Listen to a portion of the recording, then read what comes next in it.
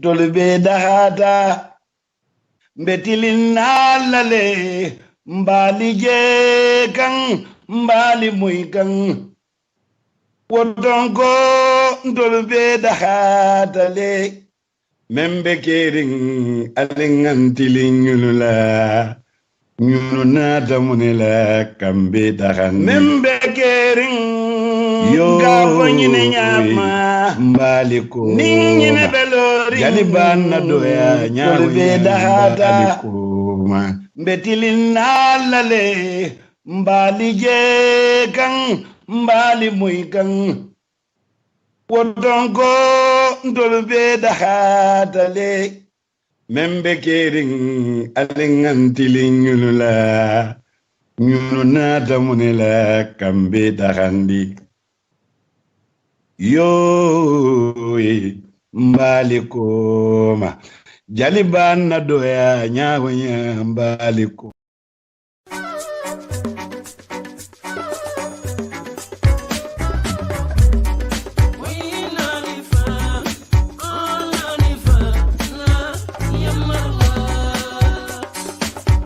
Yonna Forex Bureau. Badi mori Yonna Forex Bureau mi yalon ko felaliye Serakunda Bambo walla mu dulati dami yalon ko kodi kiyo anin kodi falingo nyinu mu nyonta wonde. Yonna Forex Bureau iturbaliye Bambole ando fele ye kunda baso dale lat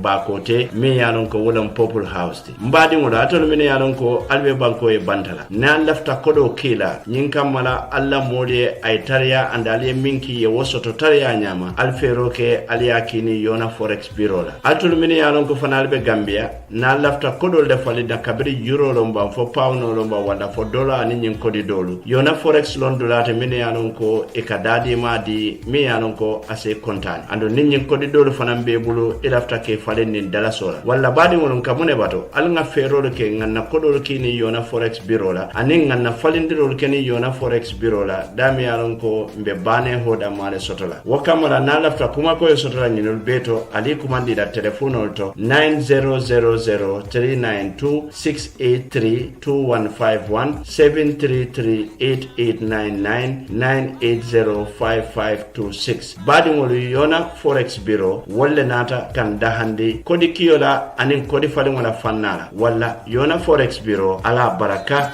jarama kobe mu watoleti everything is time kobe mu watoleti afo fantankode wala fisiata fanjaroti pankanta kurto fanan mone buka fara nyine ya sabu Gambia National Insurance Company yama basa fa GNIC Limited wala nata pour nyin kamala al sal fankanta ni tolla baydi tolo ka minke wala mu insurance te e ka fomi fankanto walla de e tol ka minke kabiri moto insurance ni moto le be bole lafta insurance wala jola walla fire and burglary insurance nyin kamala nila dulale janita walla la bitiko janita ise fankanto soto contractors or risk insurance travelers personal accident and marine insurance kata employers liability insurance nyinul be mu fennati me yalon ko tebe do ko la dawda fo jiyo kono don tinto kan walla motole be bulu bam fo bitiko ise fango tankandino wala andi toldu mi yela kodia e bale Gambia banko bele kan la kunda babe dame wala mu 19 Kairaba Avenue Atlas Petrol Station o e komala e manna da wole e bale Bundung e bale Burusubi e bale Banjun e bale Bakote e be Basey Farafenye brikama do e bale dame wala mu Gunjur la main Johnson oti ni kabona jame mbato janni be futala Gunjur Johnson ba fangoto babar farlalu nyatile wala je e bale woleto walla badi wolo alnga ferolo ke ngam fangolo kanta nyin kamala mone kana na kutolo fara bari momalo alabe binkela sama walla ning lafta ku jamalo na nyin koto alinge kumande ni la telefono la 2004933 walla 9856744 walla 3856744 brikaman kolu a asute diata ibe tirinde ngali babar wafi dulale la dron mi yalon ko afele Gunjur la Johnson ba katamoto bir kama sate kon toma makori kula mbadi ngolo Ablaye Sidibe lande Ablaye Sidibe atemu jara lalati mi yalon ko amu nyonta wolati aka jara loke minna wala mu yiri suloluti ando Ablaye Sidibe abe nyin jara rola mi yalon ko asiata sanji mo anin fenti andon ay taman se rolu lande mol mi yalon ko ay jara dolu tatale foy kendiata Kering wala Ablaye Sidibe aka sasar min jara wala boko nin nyaadi mo bera asifa o sifa iba kuman lale ay si ayenya jibe ni atra se nya jarano ate ba fulele ase boro dira mi yalon ko ise jata kende ya soto noje amanna da wala aka kulu fetan fanan jarale asifa o sifa bari mbengalo ne kulu fetan de asifa du siatale bari hani kelu men fanan yalon ko ibuka futu wono bake aka nyulu fanan na hajo do topotole ni futara Ablaye Sidibe madoron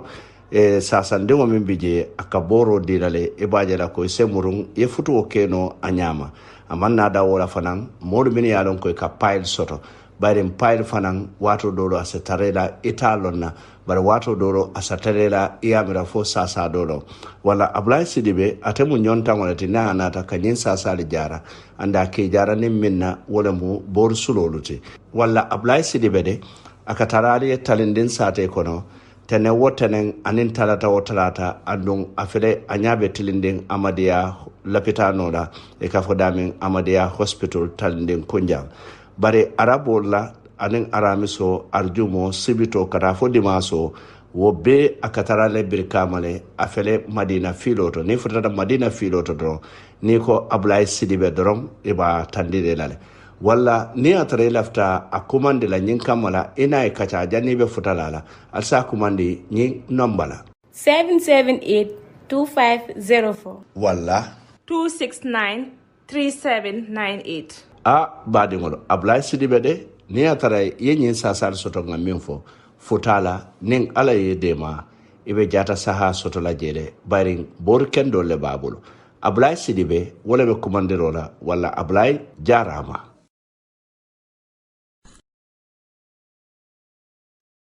Ja Oil is Gambia's leading dealer when it comes to fuel and has made it a duty to satisfy our customers at all costs. Vehicle owners and drivers need not to worry about getting quality and affordable fuel anymore. That is the reason we have our branches spread all over the country for easy access. For good and clean fuel, the only place to go is Ja Oil. Your need for good and durable petrol, gasoline and kerosene has been covered by Ja Oil, so you need not to worry. Walk to any of our branches and get served to satisfaction. With Ja Oil, your satisfaction is our priority. That is why we have branches at your doorstep to make accessibility easy for you. With our professional and friendly staff, we can assure you satisfaction. To get the best fuel for your engines, the only place to go is Ja Oil. With Ja Oil, it's all enjoyment. That is why we are offering you low charges at our stations on the Coastal Road in Banjul.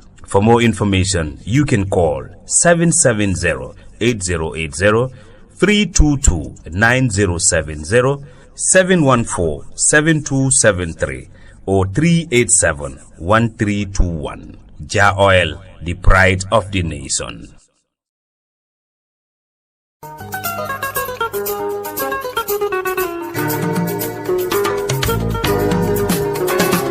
electronics bale brikama marché konole dami yalon ko afele nyabe tilinding Arab Gambia Islamic Bankola badingol ngale yurwa betiyata de sakona nata business ola fannala wala ya sabu ntolu electronics ngadinkira kutole sotale brikama nyambai mi yalon ko fele nyabe tilinding Ja Oil essentiel wala fengo feng ni anata joran kendola kabirin ning electric jorangol lembang fo sola jorangolo asifa o sifa nyindinkira fulol to nar fotata jeto albe sotola sonaya kon na fenkutolu natale biniboko air conditionolu anin electrical cable lolu kata wayalo asifa o sifa kandeya wata na stand fanol sotale la anin ceiling fanolu anu nga water dispenser sotale la miniyalon ko nadiate isa jikando bondi wale jusuma bondi tabirlan jorangolu nga sifa bele soto kabirin blender solo anin microwave folo anu fanan nga fridge lolu sotale le miniyalon ko ka kurangota anin fanan e ka sola fanan tamande kurango fanan bukalo nyentemboto wale asabu nga generate kutolu sambale miniyalon ko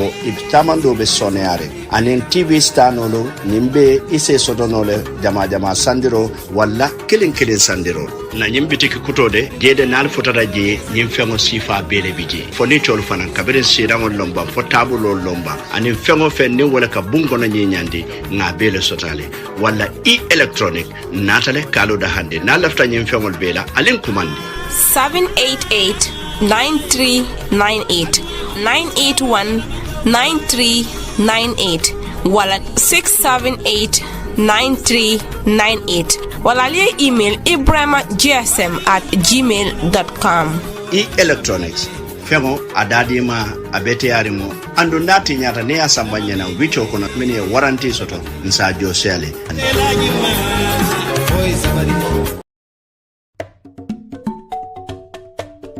mbadingolo ko badala trading mi yalon ko abale gunjur marché kono wala nata kalo da hande motorcycle la fannala bayri inside moto da kolyata adu motorcycle lu itolle nata jamano kono nyin kammala kana tamo sone ande nye kabojang katajang wala asabu ko badala trading ye nyim motorcycle second hand sambale nan kabonan China ni ye sang akake fele koy motorcycle kutole sang idali be diari wala nyama wala momo yalon ko lafta nyim motorcycle la dron e se fero ke ye futa gunjurun ko la marché ba famote ka fo mi gunjur central market dami yalon ko e kayelele tili wotili talanse na tambita minute tan saba somondala kata fo tala woro wula rola holla fita kilinne sanna walla jama alingi kuman 7454464 walla 3921000 ko badala trading inatale kan dahandi motorcycle la fannala walla alingam borino ngatantalo cikaji ni man ko di soto gombala bilol le nyanta jola foy maja trafika lembala mbadi mon ita dun foy lafta motole ni la kaborandi ya sanji tan anin sey soto da kada way sandola ise fero ke yenanan A&J professional driving school A&J professional driving school mbali da min wolom birkama madinati moto kendo le bembulo andun karandir lal min bembulo e mu karandir lal te min yalon ko e bulo koyta fer moto borondor foro ka min ke wona mu kal karande traffic wala anin muno mototi e ka fo mi ye theory natata fade o nun kunde ko kola ngal sinde moto fan kono ngabaro di alla ngalu nende motola wala A&J professional driving school ntol mu nyonta ngoleti nkalu karandile nyin kamala albulo senia set dawoda anni moto sitano jele annainana wala nalafta kuma koyo moyla nyinto alin kumandi 7052643 wala 3077929 wala 6662643 hani bi alsen email jajusijamanti@gmail.com abeli ndoku tawjo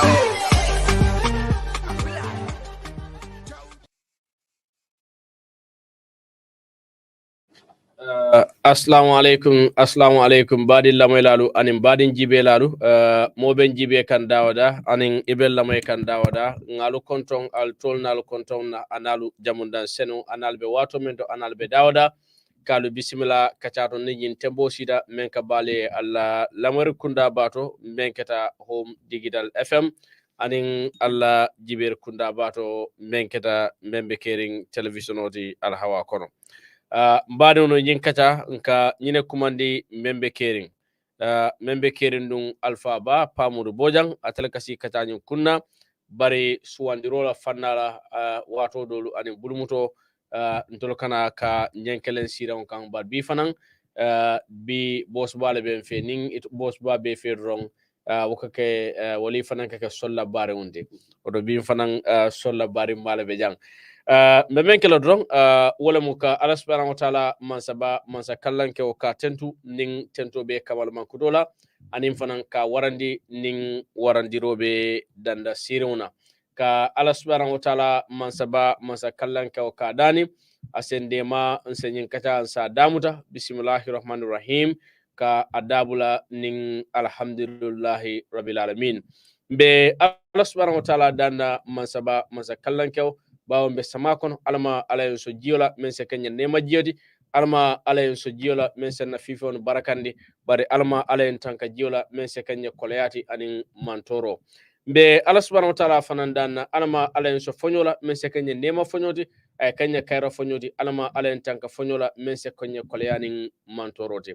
be Allah subhanahu wa ta'ala dana sasa tolu men be la rawnu kan men be singolu kan bari hani men fana yalon yo sonno hellolu sodo be masatalla dana alama alayso fanna be masatalla fana dana badi men yalon ko tata wulala ay tollal yalon hamen ko mu fenfendi nin ayatara wala mu ila kayrolti alama alayolu notini bosba bismillah abaraka baka fadela assalamu alaikum badi la moy lalu badi jiberdalu mobe dawda kal konton atolnal jamon dimalla ka Allah subhanahu wa ta'ala fanan tentu man sabama sakalanko min fanan bi ayen tujan kana si min programme kunna jam wato ka kuma bismillahir rahmanir rahim ba ta man so dan na fansa kumfa alhamdulillah rabbil alamin parenta ta man so fanan dani mol min yale sasarin loptanol to suwol kono banko kanin banko bantala ala si su jata kendala mol min fana ya lonko be ngatamal kono wala kasol kono duniya fannala bala dan na fala se bondo ngatamal kono ke murundi fankam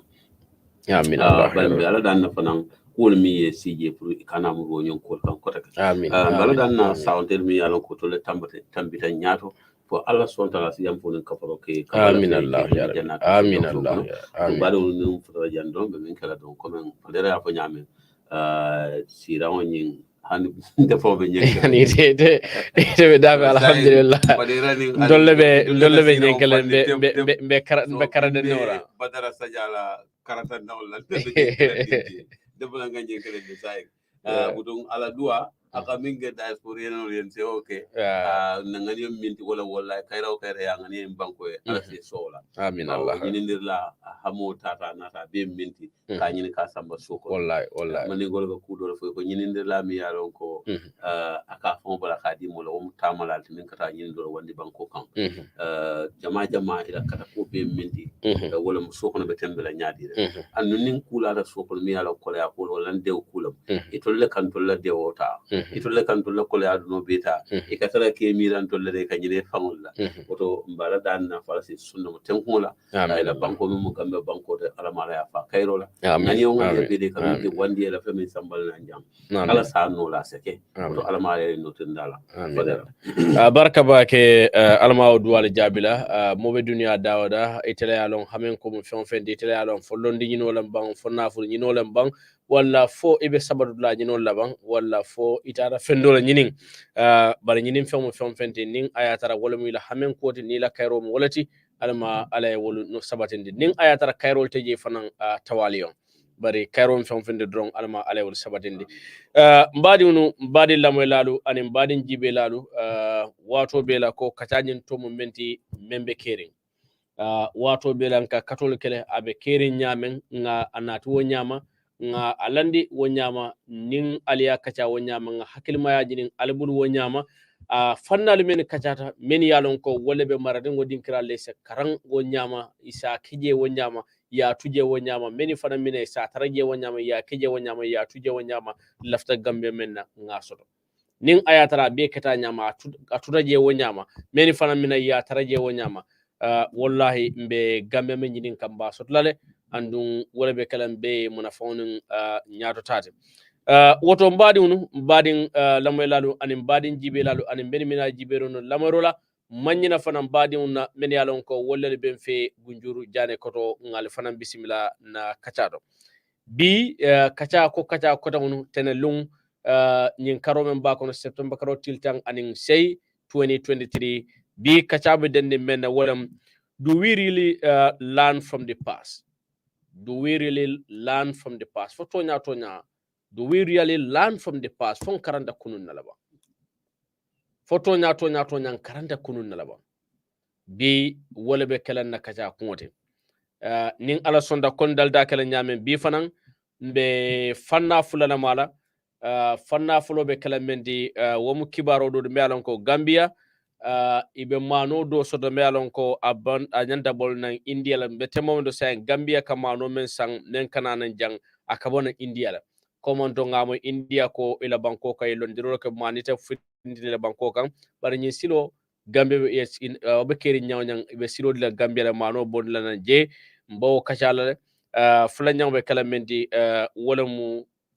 na mansa kundala diamula honorable Ibrahima G Sankare a diamuta wokola tanga kundala mol diamuta anno nyimman kenun ala diam floti sangol sordo nun janna ay diamo dolke wolu lata nyamen ani nyindo faral lata nyamen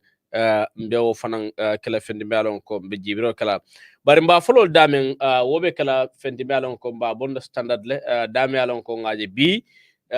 o ye kibaro safe me yalon ko ya tande ko India be 50,000 ton wala mu ton wili tang mano e bo bulala pour me yalon ka min la jaman ka sori mano tede sandirole mu sayin tolka mano sang India len ka sanna woldo ka samanan banko kan jam mansa kunda ya India mansa kunda ye silo di la sayin membida kanan na ton wili tallulu me yalon ko mano purayna nyim banko kan janto nala kilo ba kanu julay karo tilimu India ye tono dum nu ila banko kan ko ila banko kan banku jamal kan mano bondi je bari ite mano bondi la banko kan kata bantala kadun ko ila ftala domestic supply wala ila banko kan folo mano e mol siwoto fay teng fay nyanda sito kala njamen janibe mano bulala ta bantala bari wobe keri nyang inata song 0.5 metric ton broken rice me alon ko ni ko broken rice wala mani tering manu me alon ko mani telen down mani dol safa mani nyela mulun nin to la janne safa mani nyela on wara mani fotum deun e wobina e bolo bulala na Gambia Senegal Indonesia ani Mali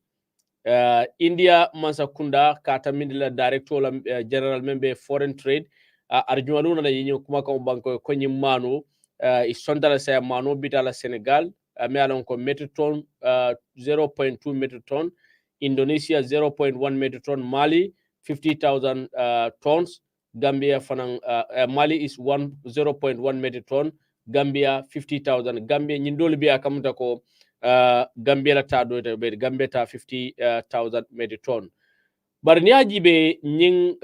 karandang karango membe nyin kono wala nyinde ko bosba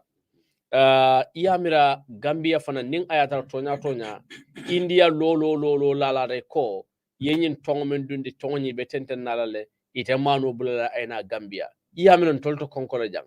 iyamira de konkoto mo fala wara yamen mol damal de kolina nyola iyamira nta wudala ba iyamira wato man siban pour Gambia fana nge mira ya nyini bang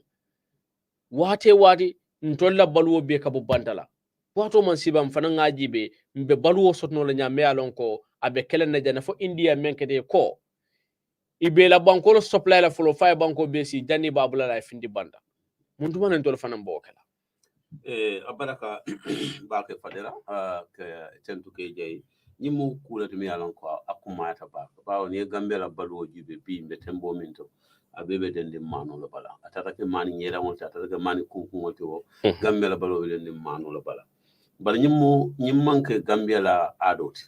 pour Gambia ka balu wande banko fe ni afo do sa fo ko hani ko bar moro mano meta nala am hani min fotanto ko bar nga moyde e jaran ko tata la fo sana wol tata wat sotota fo la mani kotolo kate ka juru ke la bungol pentral aka soto nyim bangol so ibaje la ko wotumo ko wolman londo soto e man ko do soto banko man ta nyaata abaje wala na wato bara statement min follow di mol wala mu nyinti ko gambian ko do ko sita mala sign dunya bebe gambe jibe kan kaje ko fon tolbe mfang sambano la fonte mfang sambano la woto min jaratan to la wala mo nyaalon sin kuba kan nga pare nga do ko nga mfang samba wallahi nyin ke balu min yewoke asan jal bo jawolo fatura sanya wolo anin jonte be to fono la katum melo wo nyama ya understand so nyin ke bali ko jimi nyim banko ta wo tuba bol bulo tembe dunya bebe jube kan ko sala ya fo nyame bari shock sitale woto mo baluwo kambe kono jang ni tata kaw ntenga na dindi ya kiyan mbaran kunda ton kuluta wata jana kunda non tiri kando sitan to la famille to la barin kunda ton kol ni sama banda don kol be bando wala kata tiri kandi do ko la kawru ni wol mina ni mani boto leli kana kawru mutenda bale tunu wato mano ka soto je so wo tay mo mol buga ma buga ni mani do li ni wo gambe kilingol be keri ngoto mo le dinni wol dundi karamoto woto mo le kol beke sai ni wod no na te karamoke wala karal la fama nan to la fa fe fo salary la fa ka karjo la fa de ila karamo wala din to la bari aman to bonni no kolea kono bara nyuka kolea kono benun da hando mun kono murun da kono ni nata jibe tiyela fannala ntel dindi yata nyoy randing bare birimbe bare kunda to kiyam ntelika tolla kunko dama wallahi mine kiyallo jana kunda le wallahi imbe kulu kadame ka fa de jobata kunda fale boto tiya tuntang kunko kono tiya tungo ma fa tiya boto ya yin tumbal tiya tumbal wala ka loji na onkul solo bi tri kota be hijita wala janni ka findi tiya buso ni tiya fo atara fitra wato fon ka men fo so Gambia ka on tiya tulo afan sun tiya tulo ko ka do mo Gambia ja afan sun regalo mi yalon ko tiya kungole mu aka fengo beti nyim banko kan wota ta min tole wato karamo manke soto manke yirwa manke ni yirwa kata sain India jibe ngamuru nan topic kono bawo tare ko o jam fatale bare India jibe wala India minke wala mu yakaroti India nyanta minkela India nyanta ye minke nyanta wala kala wala mu ila mol folo dunya be kataten ila mol folo wala ne ila mol folo jibe ko ila manoti sa lato isi ila manu mi yala manka mani nyela kumota manka mani kumota manka mali meje ko ngoti isi ila mol supply wala na sita bi ila mol supply la manu kesola fa sita ya jibe nyim mani kunkumo nse o ki bantala amuntan tol bi nimben sanyo wurin la wala min de nga katale e maji India ko to man samal na bare nga katale fo mano mina bar mani ki malakana mani nyelaw tol ngalo wala nyam wallahi ni bo broken rice nyim fola mani nyelaw wodro no mani nyelaw sa fo no wala nyam pare Gambia si wo bondi no bara bo bola nyaadi le adama wala mu nyintimbe wakil le nga do ko ke nin carte fawol botala tonya ka balu political la ban nin carte fawol botala min tambita ko le mu nyaton kolti ye focus mo le balu way soto ye Gambia la problème beje wo man dal nyim political chocho la de kon ko len tol forced kay political chocho because ite tata sirin tol kete jonna nyatan ko la ite ba chula e ba tulu de subule be janna be ka bnya janindo ite be janindo tabala chu intel fuaro be sirin ntol le kete jon tol le ngete do ko tel kurumba stan tol koto na kut koto siran ko ne sita jere na wanyul ko na dula de nyoy ni na taje je iko ka fenne nyina mbulu nga dila ite ba chucha nin chula ntol be sirin sokono be konkola hey ntol fanam be wulle nga sada an be bela ajibe nyi carte fay tambla mo jelle lo da janka president place mo be da ka abela faga an ka be mol be le fegan ka fati yolo minti aka ke nene rolti ni nyini ndo ko mol bulu fo ya soto ite ya tul ne subu wala tenten konkola wata tuno la kala wala political kyocho wala ni jabar Gambia kabra ba kunum bula bala fannin tannim fula wala na baba jawra ya sanji tan sabane nan kam ko jam mol man sula man sayala mol man sula kono fata be faren kayro be tenkundin kayro be ye konko ka fitnol sambana ni ko fitno de san hakili kumalo isa kon ka fitno min diam ya mo mol ko ngo fitno man kay ne ka kido sika nin do ite lela sokono kono si mante kono fata si yela nin do konko bal sokono do fitno le boka mol ka nyine fo lafta mol ke mire ka kolta ka fanunde ka understand ite do mo rokata fo kono fata nin do man siman wo fitno le boka la bun kono ite sasata eni la dimbale jara lo soto nin do sasata aman jara lo soto fitno le ba kam bun kono ite le bun kono air conditioner ni samabu kema nin do la bun kono na ela je ka jolanga tulo kono fitno le bo fe bun kono so nyenta ka understand de India mante jalaila kadu ninte fona mbe ko India be nyame farera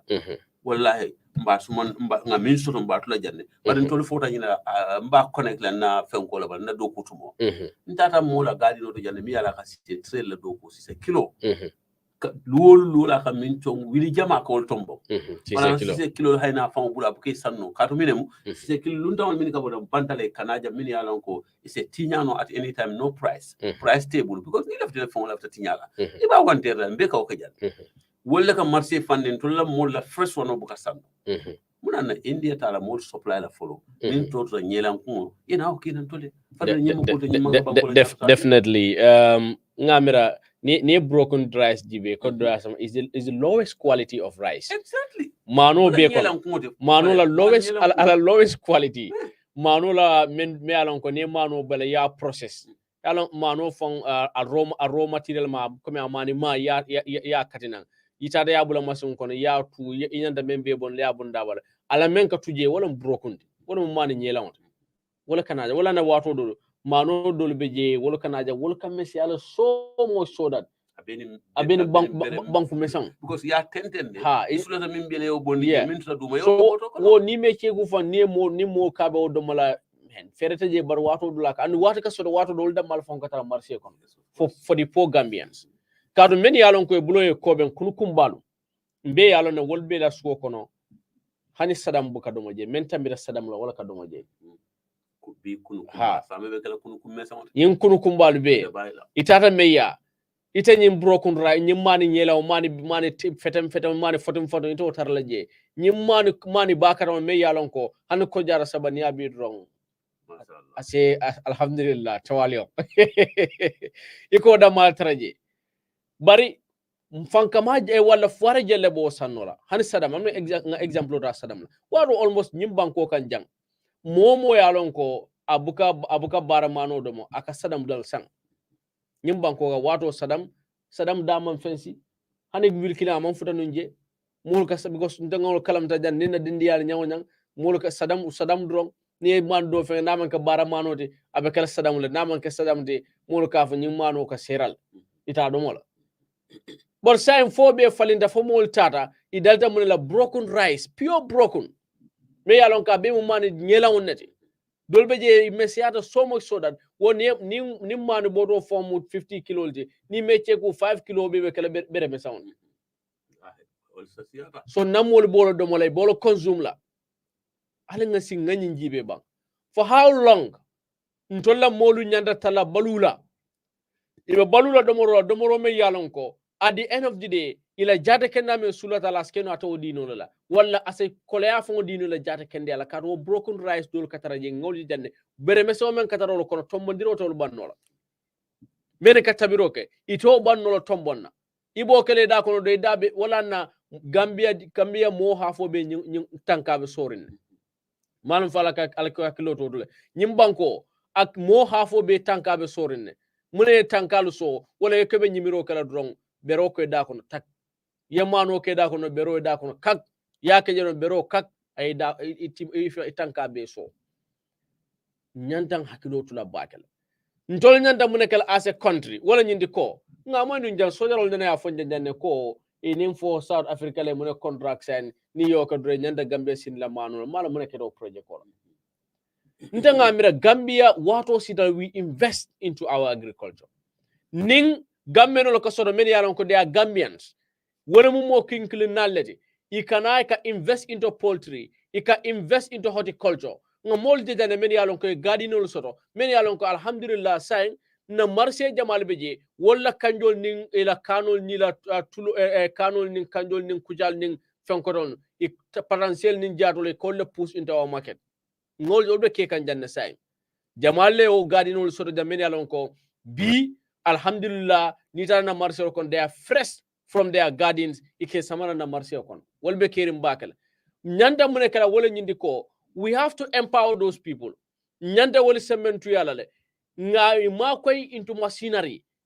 amanya nan tul manya talla jan science sembela do ko damma ntaw kenola nga ma korolo ka hanim bakalla di la on subsidiary nga nange donto nga masin dila tractor lo anin fen ko han katirlan tractor binderan tractor nim fen ko tan nga nange dila ning yep harvest ke ina ipareda at the end of the season yenjo domandin nga jo nimboto musol men yalon ko jamal be jang imando ku soto ila do ko be munati wala munaku do ko ni tata santol la for instance ndol ba ma nyolu jamal be jela do ko munati marché tawol to men yalon ko sava daily makedo lumo le katara dula jamal to lumo dum lokun kono sinya kilinati so wol kam muneke ikanaku do ko wolleke saybe munekala wolya ibe mako ile nako ila nakol to ye nakol expand naku bale soto momo e sizable land soto je me yalon ko masimu so soto menbe ibe do ko kala menna jambandol so soto ye cold storage facility loye men yaaje ko ning ye fawnu soto ye fawnu bisiate marché kono janni be tinyala ye dula soto be mabula damen fo janni fawnu be tinyala ibaje ni o cold storage facility li soto nanyol la fawnu de tinyala andun ikana da woto fanan ya traye proper market structure nyiniye ya marché on nyiniye iba jale made in Gambia ba sotla molbe fonde dal jang iba packet la ibe nyim menton lohot nyolu nyin jimbo nyolu fen jamal be je tulolun kam men domo wol sedelano nyim banko kanyane made in Gambia mano ngalon janne jahal patar comme sign be tembo mento marwo fam nyol be jele kata burong nyol wol bebe operate ka wodulal tolo. These are individuals mo kunkili nalle nyulti men yalon ko findide inata ibe invest kanjang ibe manol doku kanjang. Why can't we support each other? Ngawol nga lowol fe anim be pare fana sate o sate farol sotole satol me faro soto sato sate nganan ngayta ndala ko alla nyim farabul kare wala alla farabulol be ngal empower nge sansang nga jio soto ni je ji sawo me yalon kabe kala all year round ne sango be bar ala kata alla nyin ay nyin sate o sindi balwola ni mo soto ra at least akere nyaaw nyang mbem fansin la balwola fonka findi ni bandanka wafi fadila Gambia pour Gambia baluwo surtout manola fandala kawo supply ni banko ka wo sone abatal kato yalan tulu ala ne matantulu ma fem fulala mol ka wala hosul e koni kawla wala banko ta anin jiyo Gambia la banko is the best halila jonkon le fem fi jaka betal jiyo ni ya wul do man nin don 2 3 janni be fulala 8 meters wata e jiyo bonde ko foma dula jamon let ni bota je secondly ni fulala dula dol to min yalon ko ñaani ma fon la abe gise abe to wodan nango be mu giselati non sakunda fennete jeete min do kuno je sudu ni nata manu la fannala wallahi mol be banko kam min yalon ko professional det pour manu la fannala wala fenjamalo manu la fannala min keno je wala ngamre nin kunkile nal ko afa nyame wala kanyin do kuno fo ga fon sotno munan na man sakunda te parela kay nyaate len senola sanji kilindoron wallahi ni masa kunda fo costa ye concentrata e political landi karala kate fayta sanji lulle kasi sanji lulo no bante na kate fo ila sanji lulo kabli sita kare folo minna janni ba fala ko sanji lulo be fata sanji nano tema ngamna fadera ni e kumotile balwola fendolo be nyinin kala balwo ta nyinin kala pare ntol man focus andun ye yirwaji dawda hani ko raniaje moy simente bungolo kono la tol ye moja any development kala area la do sala la baluwo la tole mod sa nim banku min mala baluwo sotono o betano nyaato nyaade ka fem fo tan nga silol de bu ka betea ka to nim consultant e mu do ko ulate ka kopoti gere jeni silo ka bank because kono mam fa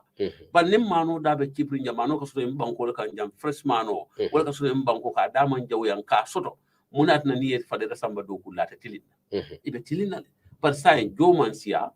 domande mum beta je fadere ñol ko suña ñokoto do ko tek timmala no development no tek keno la konko kono fokko no la se fa folo ni e tengu yeyirwa ko soto so nin ko mbo nyama Gambia opportunity so pour ka keno so nim make sa fala make do bari nga opportunity so ka professional be mbulu jam min yalla banko kulo dam may wollo nga ba jawru sedi in nabota ja tata america ni wata america la plateau la tara na programme ko ja wallahi nyin kenno le banko lo banko la ali halo be fengo fenyanta balula banko sifa Gambia ja belo be banko kan jang we can opportunity ben to mi yalla te fembule ko ila dunia do ko beke nyanta min be sutle ya be suto iko londo mi bulu mala fi ni weta nyanta Gambia na fala wala ntol ka munasi oton tol mom problème tol te dalili sotlan sa fa nyina na Gambia mom balu sotno banko kulo be mbul chayna la dula dol be yemin yalla kan tol supply manon ka famo be bo nawol e kata banko bina ne ka jurma pero kan ka je lebul ka seno ka je ka ko man la problème fader je man kan la problème dula do yete din kasinna dula do le din ko sing ntol mo la men din kulu ntol kulu la men ne la men na gali no do daranka mero le ka kolonsi ikajie ifon le kolonsi ye jebia sai munen to fota mun la nyimba hani jammo do la do be je iman need follow for janni wato men soil fertility nyimbe do definitely as a country nyati da nuro kan alfa la sutu agricultural ministry ye nyati lin senola ni nga nyati lin senola bi ni amo india nyono ba fa la embargo don de follow na banko domestic supply ka for you know say kana broken rice diala definitely ngamira ninga na homework as a country be banko don sindila manual and other stuffs nimbodo be menkela wala nyinde ko bitan na second part dame alon ko ba follow dame wala mu government spokesperson Ibrahima G Sankare me yalon ko adiamuta coffee time membe sujirin nyim bundirola me yalon ko wala keta sukura traffic light nim botatela diamoto drong be police wol fane press conference menke DG diamuta je anim fanan memo national security advisor fanan diamuta mba jibela ngawol fanna ko ngajibe ban sita Sankare la follow. I have his photo here. I can show you. In hoodie, he actually was there in attendance and participated during that demonstration in the last court appearance. As of last night,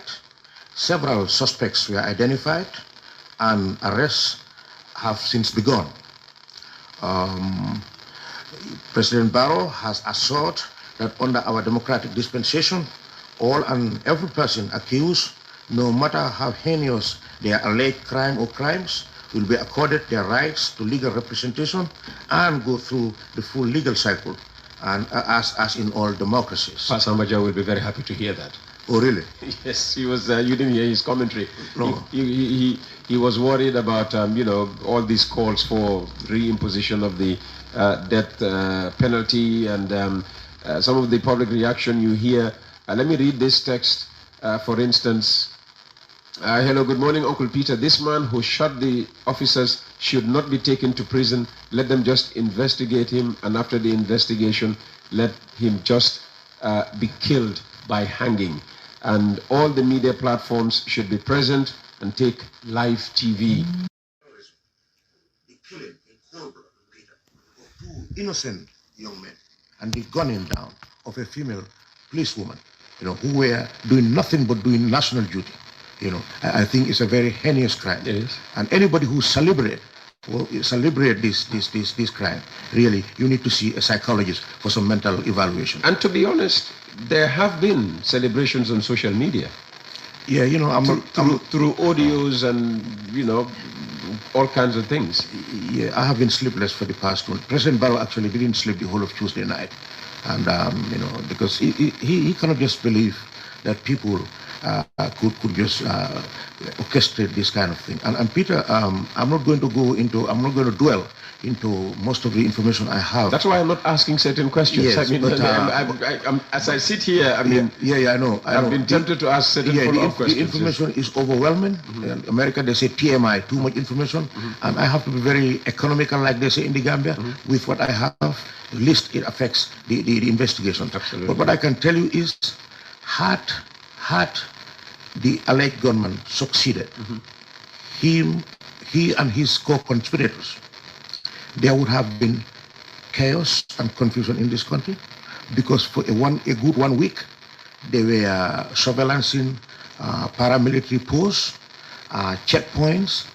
and they wanted to at least kill half a dozen paramilitary officers. Really? That was the motivation. So the police are unearthing evidence after evidence after evidence, and family members, friends who actually knew about this, people that the perpetrator spoke to and confided and confessed, should also report to the closest police station or the nearest police station. The man, after he shot these people, allegedly shot these people, was met by co-conspirators at a mosque within that vicinity, who actually provided the getaway car and drove him into the thick forest of Casamas for safety. So the police have uncovered this because Mr. Bojang has been exceptionally cooperative, and they're very happy with his information. Yeah. Again, as you say, we are trying not to divulge too much. But when you talk about attack on police stations and an intention to kill more than half a dozen security officials, every time, security installations have been attacked in this country, it's been with a calculated attempt to topple the government. You're not suggesting that this could have been the latest attempt to topple a democratically elected government in the Gambia? It would be premature to say that. However, preliminary investigations are just overwhelmingly interested. I would put it that way. Yes. We need to be very careful. And I'm not alleging anything. I'm just saying that preliminary investigations are yielding great leads, and the police are very happy. Good morning, Peter. I'm joining the rest of Gambians in expressing my heartfelt condolence to the victims' families and entire Gambia. Peter, I don't know what is the secret behind the shootings. I don't think it's necessary for government spokesman to come there and give us the president's reaction. We all see his reaction. Let them work on the reforms. I suppose that would be security reforms, truth and reconciliation. That is better. And and give the money to the people who deserve. I suppose this is about acting on the recommendations of the TRRC, and also, really moving faster with the security sector reforms. Peter, that is a great question for another day. Today, Gambians are talking about the death of 2 innocent men. That has nothing to do with TRRC. It has nothing to do. Is there evidence that these people were complicit in the atrocities that happened here 22 years ago? Absolutely not. These are young kids, Peter. So when we are addressing serious issues, let's talk about serious issues. By no means trying to diminish or devalue the significance of the TRRC is one thing I supported fully. But today, I think every conscious and conscientious Gambian should be worried that the people who actually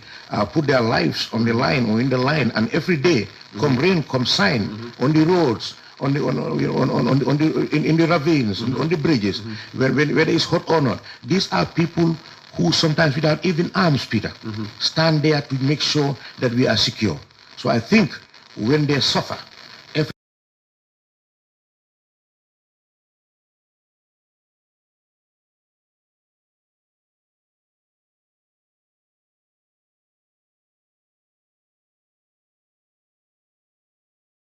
Mr. Bojang also led investigators to the motel or lodge where he and several alleged accomplices were lodged by their hirers. This happened last night. His occupation is that he's a security guard at the Brikama Area Council, and investigators have also revealed and matched his footage and images recorded by police video during the last court appearance of the chairperson of the Brikama Area Council. I have his photo here. I can show you. In hoodie, he actually was there in attendance and participated during that demonstration in the last court appearance. As of last night, several suspects were identified and arrests have since begun. I have his photo here. I can show you. In hoodie, he actually was there in attendance and participated during that demonstration in the last court appearance. As of last night, several suspects were identified and arrests have since begun. President Barrow has assured that under our democratic dispensation, all and every person accused, no matter how heinous their alleged crime or crimes, will be accorded their rights to legal representation and go through the full legal cycle, and as in all democracies. Pastor Maja will be very happy to hear that. Oh, really? Yes, he was. You didn't hear his commentary. No. He was worried about all these. G. Sankara is not only the spokesman of the Barrow government, he also advises the president on diaspora affairs. He's here to share some insights into how the president feels about the killings and maiming, and what he intends to do about it all. Thanks for coming in. Were you with the president yesterday at any time to be able to tell us about his feelings, his first reaction to the unprecedented crime, as he rightly calls it? Good morning, very good morning, Peter. Good morning, Gambians. Good morning to listeners across the world. Yes, we had a long chat last night over these.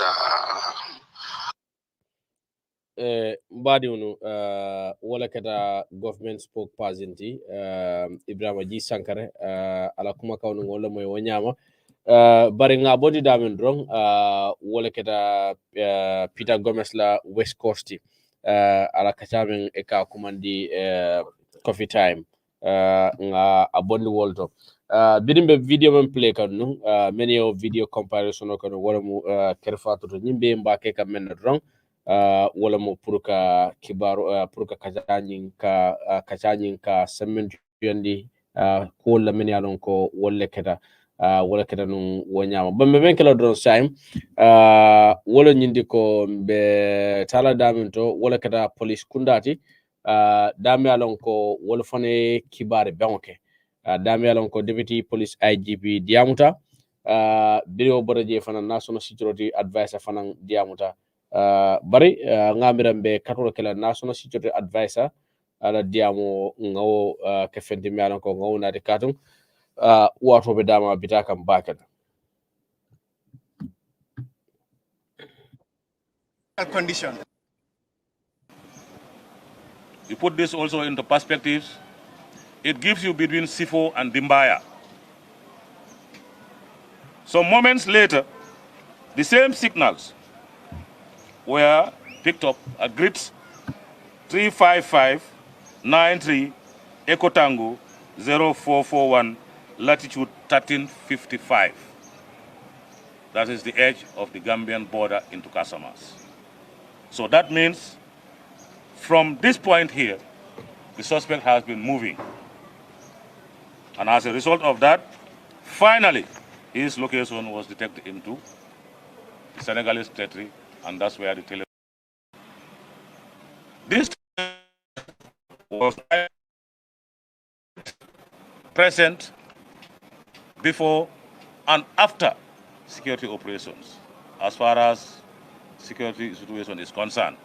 So like I said, I do apologize if you cannot unquote those quotes and you don't understand what they are. We can't present this presentation here without having mention of them. And probably it could be very much tedious for other people to understand. But that's how our job goes on. Like I said, this telephone traffic was identified on the grid 02854 Whiskey Echo 925. If you put this into context, it gives you Bruceville turntable. There's a cell tower, but it's coded as this, and these figures, it is only us who knows. We do that to ensure that we protect our future operations and incoming operations. This is where that significant amount of telephone traffic was going on, as per the suspect's cell phone. Having said that, few hours later, the same signals were picked up at grid 004 29902 Sierra Zulu and close to latitude 1310. You put this also into perspectives, it gives you between Sifo and Dimbaya. Some moments later, the same signals were picked up at grids 35593 Echo Tango 0441 latitude 1355. That is the edge of the Gambian border into Casamas. So that means from this point here, the suspect has been moving. And as a result of that, finally, his location was detected into the Senegalese territory, and that's where the telephone signals went dead.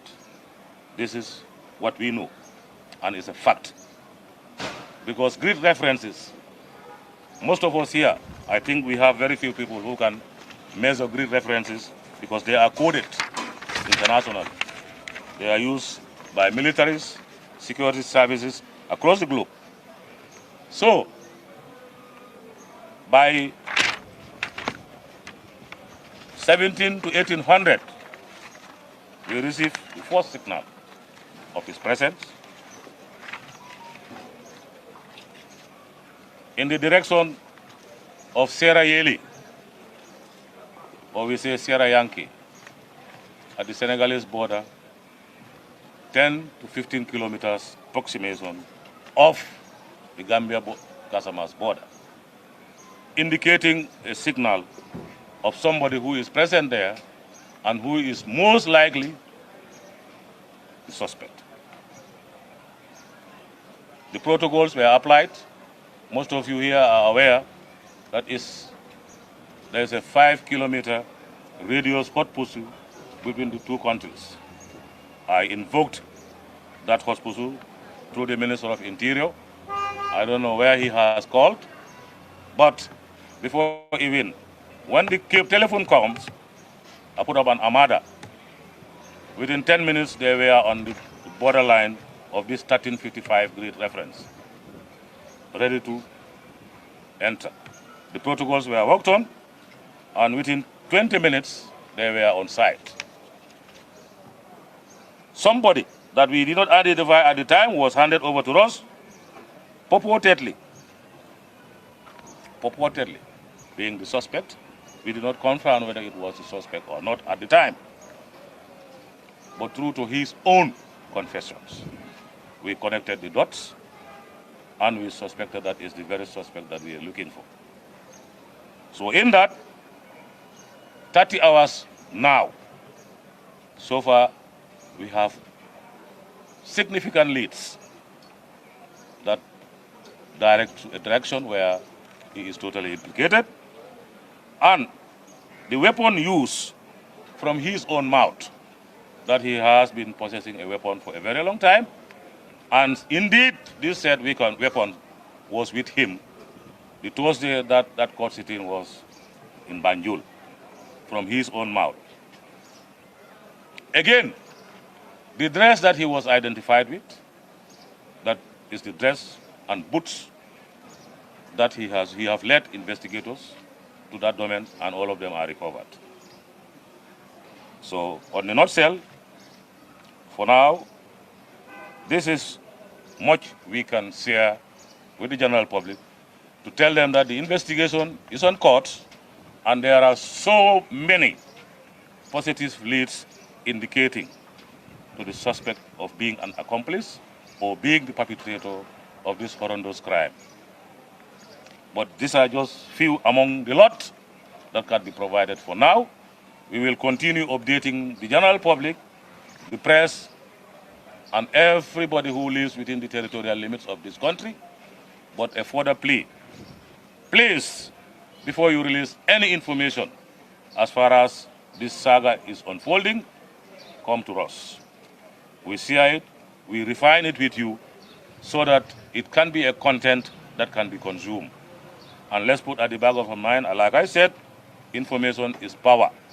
Information is dangerous and needs to be protected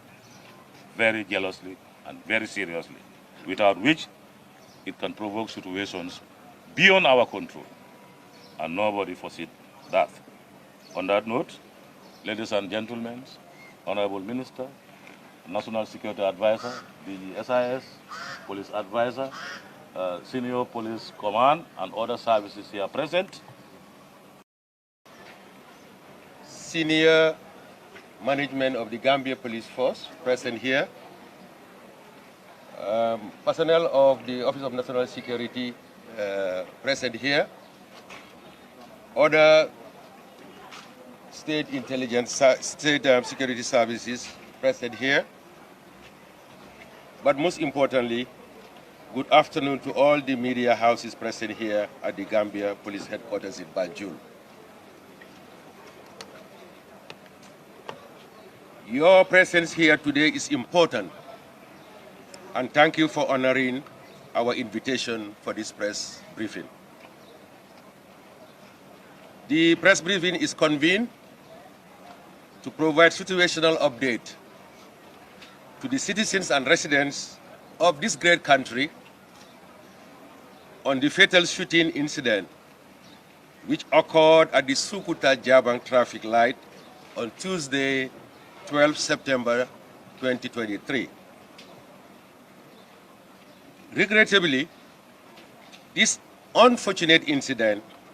has claimed the lives of 2 police personnel, namely Police Constable Pate Jallo and Police Constable Sangje Gomez, and critically injuring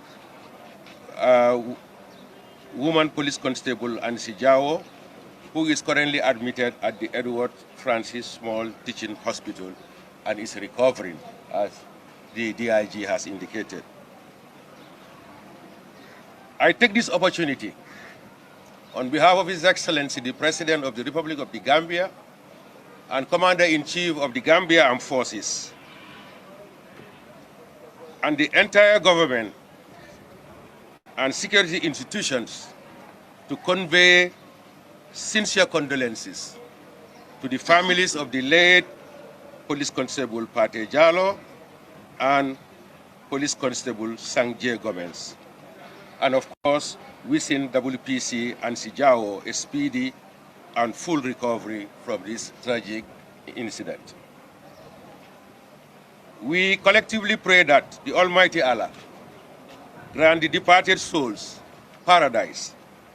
and grant the bereaved families the strength and fortitude to bear the irreparable loss. Amen.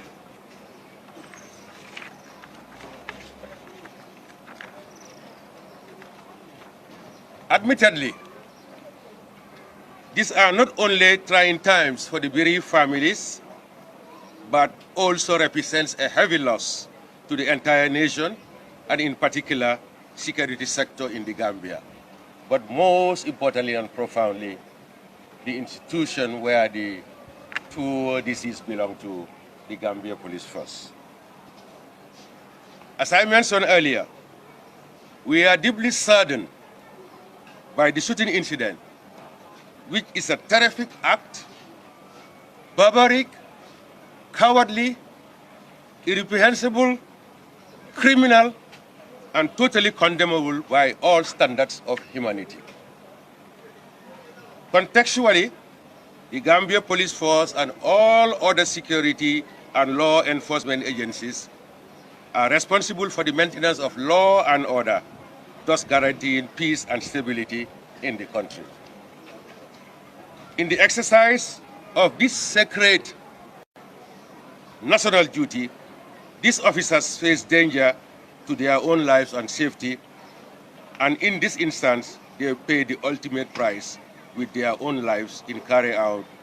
this national duty for their country. I would like to applaud the remarkable leadership exhibited during this challenging period by His Excellency the President of the Republic of the Gambia and Commander-in-Chief of the Gambia Armed Forces. His leadership truly inspired the nation and demonstrated true statesmanship and steadfastness and devotion to his responsibility as head of state under the Constitution of the Republic of the Gambia.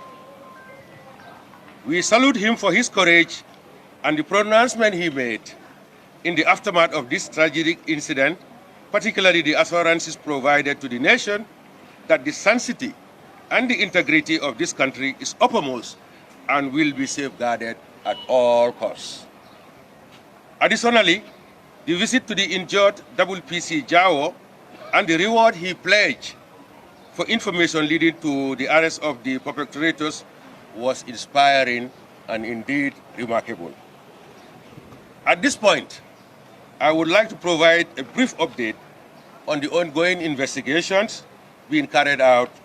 by the multi-sectoral panel that was convened to investigate this unfortunate incident.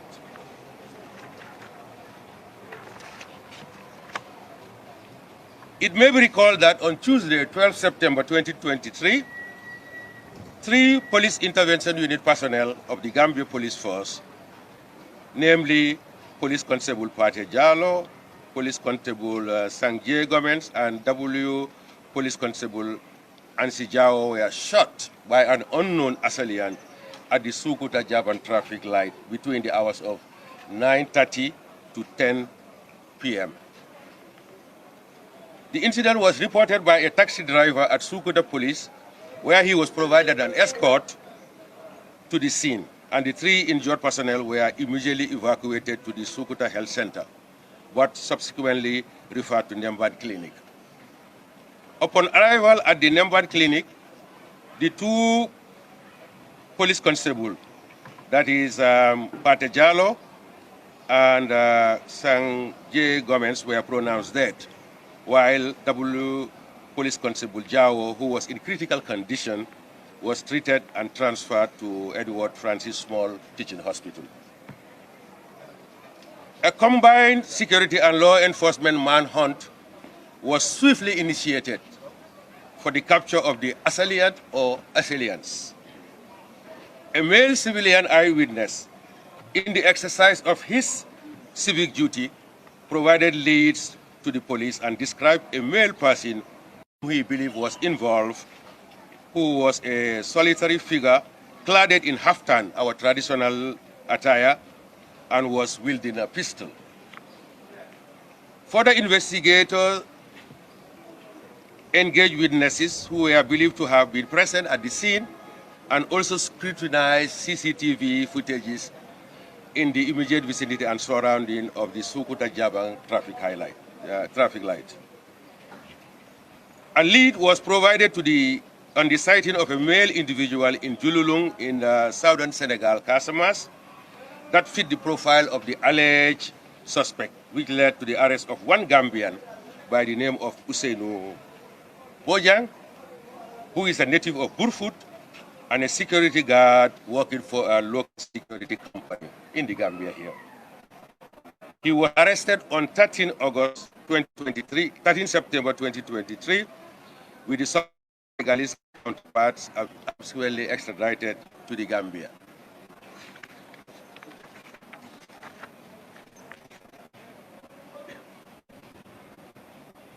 Usainu Boyang is currently assisting the ongoing investigation, which has resulted in the arrest of others or aided and abetted the alleged suspect. So far, as we speak, 6 persons of interest are in police custody, excluding the alleged suspect. The team of investigators are focused on establishing the possible motive of this dastardly act, whether it was a lone individual or a group. Further, the crime scene was well managed, and team of investigators will be conducting crime scene reconstruction to further determine key circumstances surrounding the incident. At this material juncture,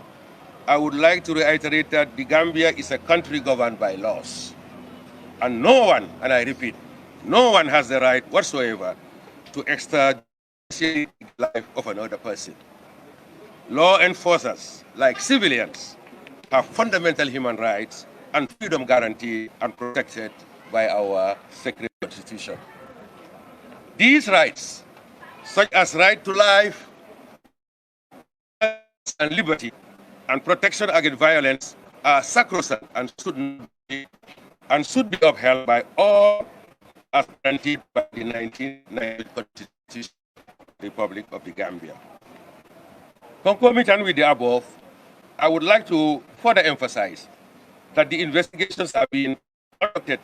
strictly, and I repeat, strictly, in observance of due process and human rights as provided in the Constitution and in line with international standards and best practices. We have a new founded democracy, and the government should be commended for doing business in line with the Constitution and in line with the requirements and tenets of democracy. In this regard, we will ensure that maximum presumption of innocence is observed throughout the investigation process. By and large, the investigation will be impartial, professional, ethical, and would be conducted with strict adherence to the laws of the country. It is important to highlight that this incident is considered as a blatant attack to the peace and national security of the country, And no one, and I repeat again, no one will be left on, no stone will be left unturned in bringing whoever is involved, regardless of status or affiliation. Justice will be served in this case. In the wake of this unfortunate incident, the Gambia Police Force has intensified and community engagements to always reassure the public of their safety and security. Therefore, I equally call on the public to volunteer any information to the police that could enhance the ongoing investigations. The government applauds the media's role in disseminating accurate information and update, and further requests for the respect of the privacy of the victim's family during this very difficult period. This is a challenging time for the entire country, and we should all be mourning the unwarranted loss of life of these gallant security personnel. To conclude, this incident is unprecedented in the history of this country, and the government is resolved to ensure that it will never, and I repeat, never again in this country. And therefore, all the necessary measures will be put in place to avert such occurrence. I thank you all for your kind attention and will invite few questions. However, noted. The principal suspect. Can you go into details about pistol? We would like to know how. On my right? Yes. Thank you very much. This is Keba Ansumani. In your deliberation, as giving us synopsis of updates, you mentioned about the recovery of a weapon from the principal suspect. Can you go into details about what sort of weapon is this? Thank you. I think you were not within the podium here. There was no recovery of a weapon mentioned by me. He said he was in a possession of a weapon prior to this long time ago. So listen carefully. I didn't mention of any recovery. Thank you. Of the rebel group in Casamas. Specific description of the weapon. What we know is that it is a pistol. It's a firearm. What we also know is that the suspect have indicated to us that he acquired the weapon in Casamas. The suspect have also indicated to us that he has not served in any of the institutions, but was a member of the rebel group in Casamas. That I can tell you. The weapon is not from any of our inventory as far as our arms and ammunition are concerned, but he has indicated to us that he was a member of the rebels and he has fought in the Casamas insurgency, and this is where he acquired the weapon. And unless we lay hand on that weapon, which we are doing our best to do so, we will be able to give further information as it relates to that. I hope that answers your question. Mbading jibella ni mbadi lamelalu ntolle o moy nyola memo police DIG memo inspector general of police no malankoti adiamuta national security advertisements diamuta police la nyawtan ko no malanko mo kumala studia kama dron ay menuma diamodo wala kata diamo folo kata mendi wala mu kibatalal se keku kibarol la be menu dila ano janibe kibarol dila ye verify ni ñon ku sival be Kering abolo da fula ñaw na rek mendi wala ñindi ko kenn ñing yalla ko lo ñaadi ni subitala ñamen bar wodi amo fanna be tilinda men wala keda e tol police ol fonna tamandiri nya communication system wodi be alon ko nala kilo ba kam alka amoy la ka nombal fo ay dulal to fa nombal fa dulal tol fo so womi itol police ol fonna Kenya le ko yemen ay noma fo ya long nyina mobile tara busy ka nyamen wata surre ya tara ko al mobile busy rim ba ka ni na da sukura ro traffic light ma fona inata je wata surra ko den kala ala number fanan na da busy dame mafon wala kata ako sifoning fo dimbaya tema nara busy ko den kana mobile la network ko trace damento woketa fosara yeli woketa kasamasti so anata foko ya mutawolo kono andum fanan mol soronda medalon ko way sedaro itke la ad mo sifa menye me nyinke yewle jibe inara sobe nyinke de wonna andum gambe nate mun fa hot pursuit la wala kada Senegal ni Gambia tema kamnoti ko kilometer lulu Gambia so du gameno so du no Senegal kilometer lulu e so du no Senegal le yemo RSJ yemuna fa wala yoke ako interior minister ning mol diamata mala ni jumal diamata Senegal baro kono dron ila kolta da nyama fe nyimuta ya bonna je bari ni na rajibe national security advisor fanana diamu wonata ta details ka call fo ko civilian no sorto la melon ko ala civilian ya tamandi ala banku dia tamen aya fo ay moñin describe wokono fo inata sude o marila ay tan fane mo woro fana muta men yalon ko sobita ko e kusodo nyin ko kono e kulon jela ay tan dum fanan ko ye jorom men mutabul pistulam dantawol da amma mak nyim fanan fanara ka sabadandi fanan ko dinin kan jabir kono ko nyin aya to nyandi en ko amu multi me yalon ko rebel anda kido nyim fanan soto rebel kundal to Casamance anda rebel yaka Casamance le bara nanamon doko ke security kundal dang bara be doko security company to banko nyin kam temodo manager ne nyin diamul be jibe mo sabala mbajum ma kana ta fulo mbajum ma man sankare fanan tamu ha sankara fanan memfo wala nyinde ko te ko nyemu molti melon ko ye men sute wala nyinde ko molemu melon ko abe do ko la birkama area council le andun fan chairman yankuba dabol kitiyo men tambita kenne nyim fan ya sude je la on talo bata fan bolle na talo melon ko ay tande ko nyin kenne nyin anata wodulato annun anin wo pistulo fan alwo fon natale wo beddun kila nyinto baniaji be kuma sabala boto jang andun ibota alpha ba sabale bulu masakunda kono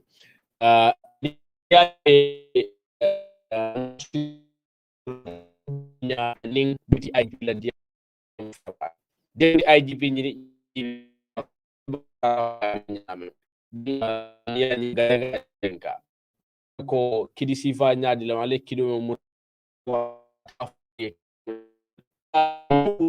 ko mata bakal annun ay kiba talal address nyamen national security advice jibe be alon ko wala kay ton fon be yamare wala kam sakunda fon yamare tankola wajibe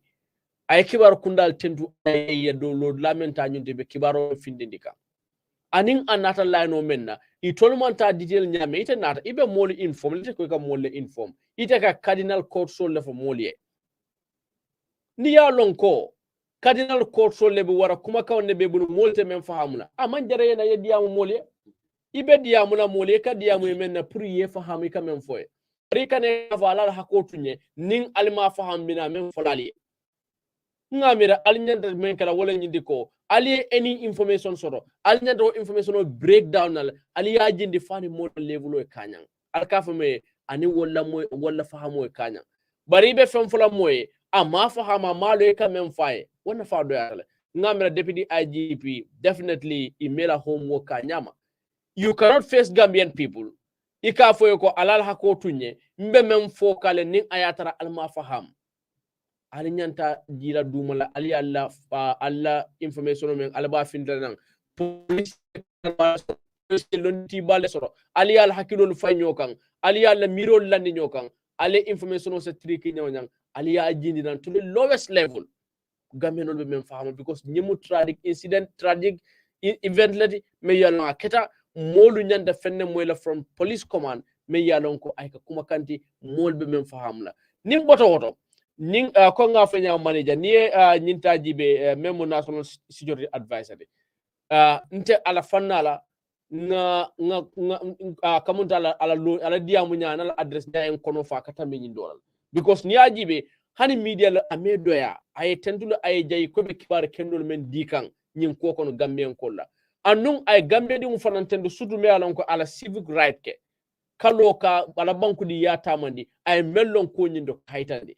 afana manna dawoto ko nyin kere nyama natara ka breakdown ka explain gambien kole amanda woto hani nyinna kido nyin aya foko kido nyin pistilolam ase dan no golto baratenten nola barita ka fo nye ko tennin fe montre la moy kam fo ko alka do mon nyofele anata ko den ga fanan aytandi ko nyimu mole di me yalon ko ako ken new nyim fon ko rebelo mati Casamance annu ay nyinkido sodo woldo ngamira pour ka molu faham yamana ni deputy wala ni national security advisor nyun lado gambian ko nin kibar famo bono la nyun laban annu sankare wala fannala ngamira nyina musinya fula nyawde wati sodo nun jang something sadio eko memu sadio ha eko memu salif sadio dinguti ate sankara lo fo jang fo umar sadio ngamira eko salif sadio dinguno fay yow kitindi jang kitina daytande ko manke salif sadio dinguti ngamira wato sitala sankare nyanta lonna atala do ko danta damen anala do ko datta damen sankare janning abe findlana in a normal situation like this me yalon ko nyimmu banko kan ku balati menketa police le nyanto sodo andi tolle sembo sodo kanyin ko kiskisi anu ko nyin jawata nyamen ala veracity be nyamen IGP nin amantara keneto ala deputy IGP de nyanta fintan ay banko mulu kalam dande ni wobe Kering wol mayla kiskisi ro bang imam pare ite na yefindie kuma kamfo Gambien kole ya mira wala kiskisi ro ite ma jeopardize ni e moment ma fo mari sa fono yamma political la kado munamu nyimman kiskisi ro fo ma bam foro kare fintiri dana a kontele nga nyinni nyinke ngamira hakil tuwo nyantala kunu men mistake o nayi soto ika karanjele Omar Sadio la ko ko memu Salif Sadio di mati men ketawto o nyanda ke sankare karangoto la de woketa ako Salif Sadio di ndo foy ko yoba e sodari yala kitiyol nata fo ko wo ko man sabati o da ma nyanda kala karangoto le bara man na dawodo aya flanjam ko denke ata ko nyindo ko ten abaraka bake palera ko ya senandi mode nyame mbajo mane skeba ko tan min yala kela moy programme bawo dia moni faydo be kata angale kan dia folonga minta min kata sagare dia moto wala weskos o fanan kata angale count comme ya nyame sankarela kibaro comme yalo watu ndeka menfo hanin tolla jang tolla tan tol buka news break ka fo breaking news wotan to la jam news a follow tawo ala bantawo min kumata news kono wala min ka fo wake e kam min fo ay tewo nyama that's all akunda aya fu junawo ima fo junawo bari min kumata ni be min fo la do wala nyanta ka ay sabari news e kiskis ay kiskis ya verify fo te fon lota ko sande nyine mo ko le na finde ni mo kan wala mo information mi e mo nafa but always nin kibaro ka finti breaking news sai ka min break ninga tara wo bukana lo ko min be Kering always aka molu batandi kibaro kono la andi aje falera Gambia la kibar talalu ma foko min yalon ko idibe ay bulakando ko kono i fango bulu comme bari train journalist min yala be banko kan nteke jayle ngetando ke la kato ke ba karu yaje ye do ko bula do ko min ya hada ma do je na parta ko be do ko min kala aka idea soto je because la fo nyin ka idea nyin dia na la kato na la kato na la kala on na la ko don ko nana ta janni kafo e ka kiskis bakal e ka loku ayne kato sarato lebentol koma sarato mi yalan ko e manyana ke baro fala moli min man senya wala yatna jannal sol ni sankare jibe do man da fanan be kala ka news le break kado nyin ko kata lumenna talata lu do man sankare tar radio arbalon ya so ni wolu ngoy te lafta fem fola moli kaka kuma kutoti gambe ngol nyanta mem moyla wo nyanta kiskis la because e man tara diama ase sankare e ka diam la ko man sakunda diamula woto te la kuma kan ani modol la kuma kan to kala client o do te nyanta fem nyanta senala be munta ate min be fo nyinte mando comfortable li fon kata ba fo ka wato mi fon kala no ko nyimbe comfortable na kayen kuma fo wala mu nya ko ta mal fer e kam do nani investigation panel fon ka ko indi ko nyimbe do ko la kama area council mi yalo ko mon kano ni man ta do ko la area council to fo nga interview janna ni min ka do ko la kele ba min ka ño falling notice o interview janna live interview so we min fon tole wo ma fo area council fo na ta finti e fon se den ko nyinna man do ko ke to la dulata so min diam ta Masakunda to anda nimbotat la ko to tari anya manga press conference oto comme deputy IGP ala diamu ni IGP ateka min address nyinte mando ni be la moy kam ateka sankare address not journalist because comme ngam fo journalist sol I can mem for I katane de because kule be lori koma mi yal wol betul guide kan so ite fola mi yal ko sinin so mo ena because wo mun to la tutilati ni fem for mim manyan mim manke e murna ya mo le ko ngam mim fo no jawolo wonte nyin dolam wo be lori ko ala hakotu so wo kati nan kan ko kiskisi bag ata kamin address inte man ya jibe fam ala movement of fam ala kuma ka nyamen ika mira ko nimmo fembe men kono barje ndese men understand ala diamol beto o man ka jonal sol respond amanta jonal sol jabu kanji ada sankare jabu ka bar ni tele intel ala position oto min ala to cene bato nga fo kibaro min finta mi yalon ko government sport person ni min fo o man bondol police ol bulu andu mbe diamol man sakunda na la kibar dantila le kayta ko kibari ni kafo yenan tolo ka man ka jonal sol den tolo bete kande ntolo ninga story soto the two side of story ka jebele jube you understand so ninga etla side soto ngai o lola side soto ntolo ta modo ya ka verify ki because solo mo verification ka bonyin do ya kata nyin do ya iko fadela ko ten ngete tata so mara ko ten yenda fananta tata ya yewota yenan ya analyze mon haklima ya jube bari jabiro bi tata nata hana kita secret jabiro olti mo be yalon haklima be yalon nyim ka sulla jabiro de mo ko sare diamut bar la klima nyin sata sare nata radio do kara talat mo arabal ma nata radio to sata mo le be kere mo ya pick government spokesperson so wol man ku ke sa ko ni mo ko sankare le nyimfo o man mo na ko motade ma fa sankare le mo bati hani palaso nyinne aka mo bati woni mo bal la ko mota palaso kam understand wonyanta le yow fintindi nyama ko so man sakunda sata je ni na da press conference o fonlante la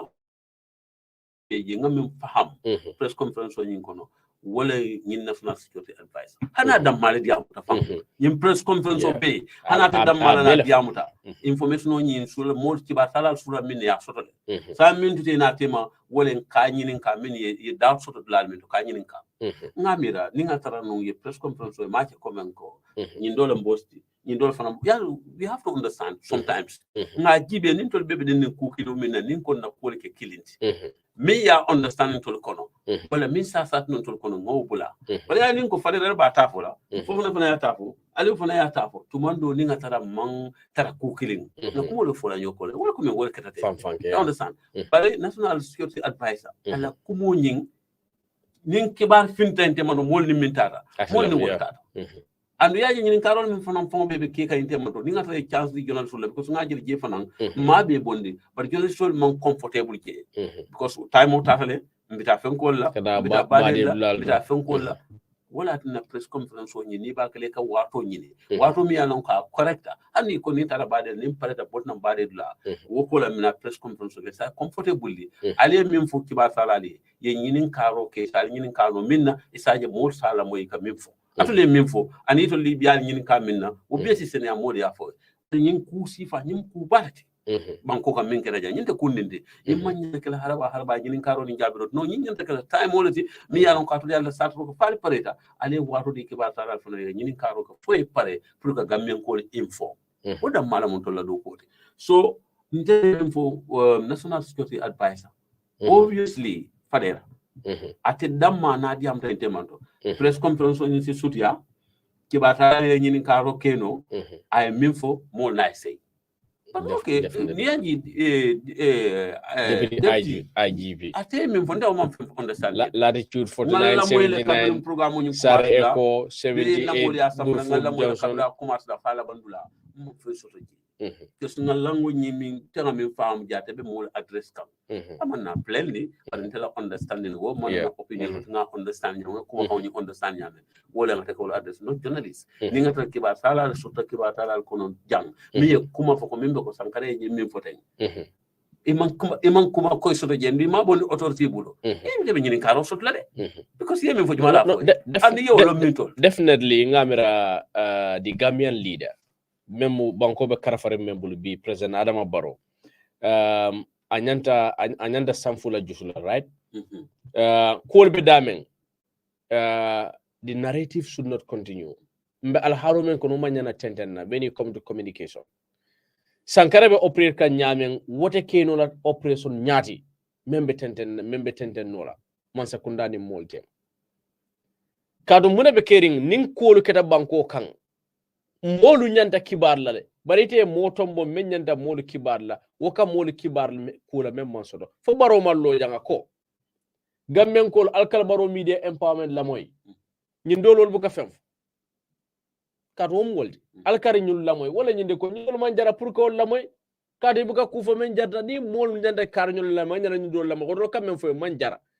ni aje ayo fo atebe abel laare mun la pour wala kibar ken kibar di mol la men ñanta bari nte ngamira a ñanta men kala wala ñindi ko a ñanta samfula jusulale ay diamu sankare ay palaso ñinga ya sey ay wara a bondi palaso ñindi ye mo samana je men se palaso ñi samano sankare aka jana ngam ko ngam fa jawo o misa sadio la case jang ako wo arif sadio dingunti we gambia man sakunda tale because man sakunda ya kidio kosi wo kidio nyin kama na prosecutor lebita kanje time le be wes kanje time o westa ko nyinda wo kidio na la tay kade ko yobale man tara joka mene nyanda do abel man sakunda la fola wot for sankare nyandan tol fondu la wala. Secondly, nyindo falan nata ate sankare the government spokesperson killing ko nyimbe do ko la birikama area council le nyinning yenyin natalo bata fon bulle yenyin je yankuba dabola kiti dulaldo woto ay nyim faro keda aya sudiya ni molla ay molla tumala ate ansafo ate ya sudiya ni molla ngamera men kumara wala nyindi ko sankara la nying breaking news daji ko daye kala dombe kala men wala nyindi ko ate palaso nyin sey ay resign nata son resign na me ya ka palaso nyin do sta bonni no jele wala fadera ay fin na mol kan yalo ay mol bolo sey kibar sala la do ko ni ku fo mi yalon ko amanka wo nyama ika mun na mol kan sankara nyanda fin na gamen ko kanne kamul apology ye min fo afo mun na afo hani nga min fo wonte de nte nga fo nyama man so nyama sikioto mbe kisikisro wole min fo wala ta ka okay anyanda ka okay o man ka crime ti ni fem mo mi ina long ko abole abe nyame e ka mun na ne afo man ka crime ti ba kam yano ita kam fo ay resign kam no bukari sai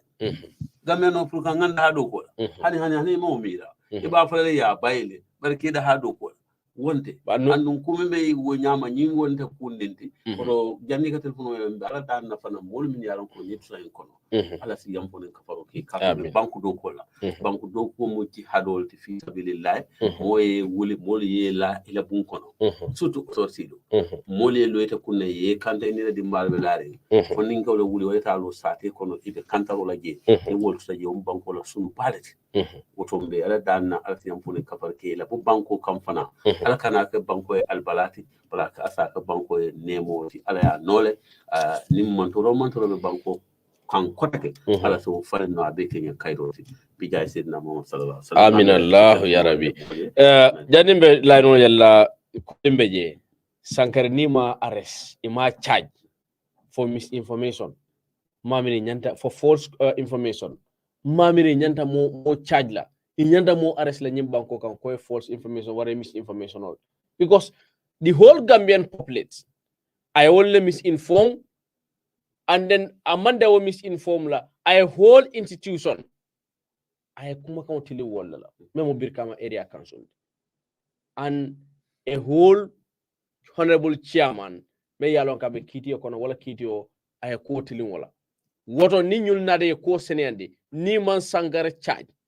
imman akuma ni for questioning ko ay banko mo la ko fo mem man soto mamine nyanta mo charge la nyim banko kan kotenke ko kuma fo me yalon ka man soto 699-130 699-130 9388430 9388430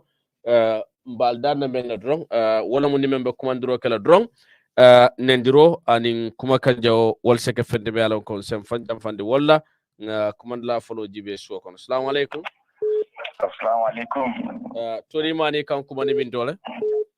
Ibrahima Cissé Jiboro. Ibrahima Cissé honorable bismillah. Ni kon don baage fayda famo kala. Agara famo de ngejo. Yo. Programme be nyami bitino. Akuma den fo ngala mo ni hakilona. Abe abatinala. Ise lo blata minsa je ko. Ise nyomu tanga bamba. Asa tinda fana ko nga long man sa kunda nga mo minu soto yi foi be nyela foi de nye wo fana makuma yala bawo man sala diamu la kan wala ka diamu e do ko mo kese wo kuma kan woni to le wo bula la mo la dia mo asa mo ko mo sakin no nyana wala ta mo ko te kin no nyana wota ko ni kuma batla nganna nyata ko jibe no be nyama sa kunda place holdo ka je ñun fo yi jare sa fon la ban fama jere fon yin bi ñanda kala ko di miyan ko a ñanda ko sila baake ñul ka ñu kuma kaw mi bula tenta ka banko da mon la fon fitilandi aya tinna mol ma ñu kanuno aya tinna mol ma ñu man la fi no ñon mi sa duwa ñu nga ko alma ñin kala bara sa tara tan nganiatu aten en son na metu akko ko le ada banko fon la al halu fon bi la falende wota kuma ba dan be ñin kes min kono tende Yuton bala fingra ni disko. Ni alon ko man sa fon nyanda hakino tulale anala aduku yon fon ba minkega. Okay. Ni wonte man sa fon nala itlala no nyonna patange. Anda ko yalla ko man say molla lanno sorono walla fo molye man sa lanno sorono. Andum dan sa ni mo molla lanno sorono la duku fon ko yeko. Doko dum na ko le bu di masa ila magila banko mon wala fon katu ngayber wala katu batari ko be sa tar sidiri anga kata ndur gammenul na nyomoy tumando ko ya ko ya ba Kering ala ben fa sala ba sa kelan no wonya ma da fonga to nyaala muta ni mo da don ko ngan ko tilingala aba kelen nyam malo da man ni ya ni se ko mo alma ali shukra abaraka nga do jibe Bantaja. Assalamu alaikum. Waalaikum salam. Adama Fadera keba sabalel sinki Finland. Nye kontong ngase warfo fana kontong nga programo la mola be kontong. Bismillah. Adama ntede nga hakilindi ngomen soto nindi amoluto. Bring aliye deputy IG la dia moke je tembo men abe journalist oli yamar la kafo eko. Isi hakiltu that information is powerful and moli nyante hakil tulale ka fake news fin tindi nte ngamira tonya deputy IG ning atara ko tonya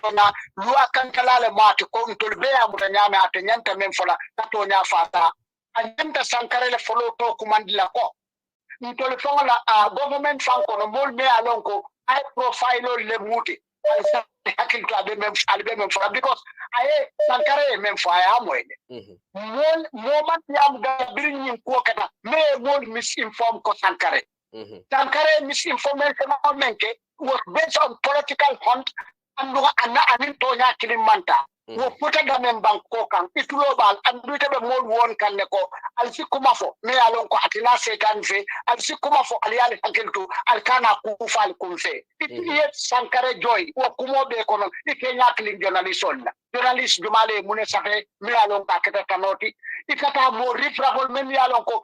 politician men yalon ko ni la WhatsApp group wol be la kachale be la kumol fala men la kumol ma powerful ikaw reference ika motude me alon ko nadi amuta mol ka fo president no la karle ka diamuten men ka president no ya mari men ka president no keten president no nengo men ka kumala wesi abe wolu reference la abe kumol fala men yalon ko bi wol be rondin andute deputy IG yalon wol be manke kurso tor goto wel men fo munati ne mamuro ni la sangalela ni lafta ko luwa akankala banko dingol nyanta la ando akakementi wala ate fongo mankuto la nyamen anala behavior be nyamen munana deputy IG ibawo proof nye kaita linna ko ntebe lorin jamman tara mo mbe banko dingol mbe kayro da mali ni kay banko kan ye kon demo dat mola e fongo ya mo metlo la banko be mo ya lola abe mo lu tofala abe patiol tofala abe yankuba nyol todla aba area council fola be kumol fola yo be filije kana amrika mole ko ntolbe luwale ntolila fem banko la kayro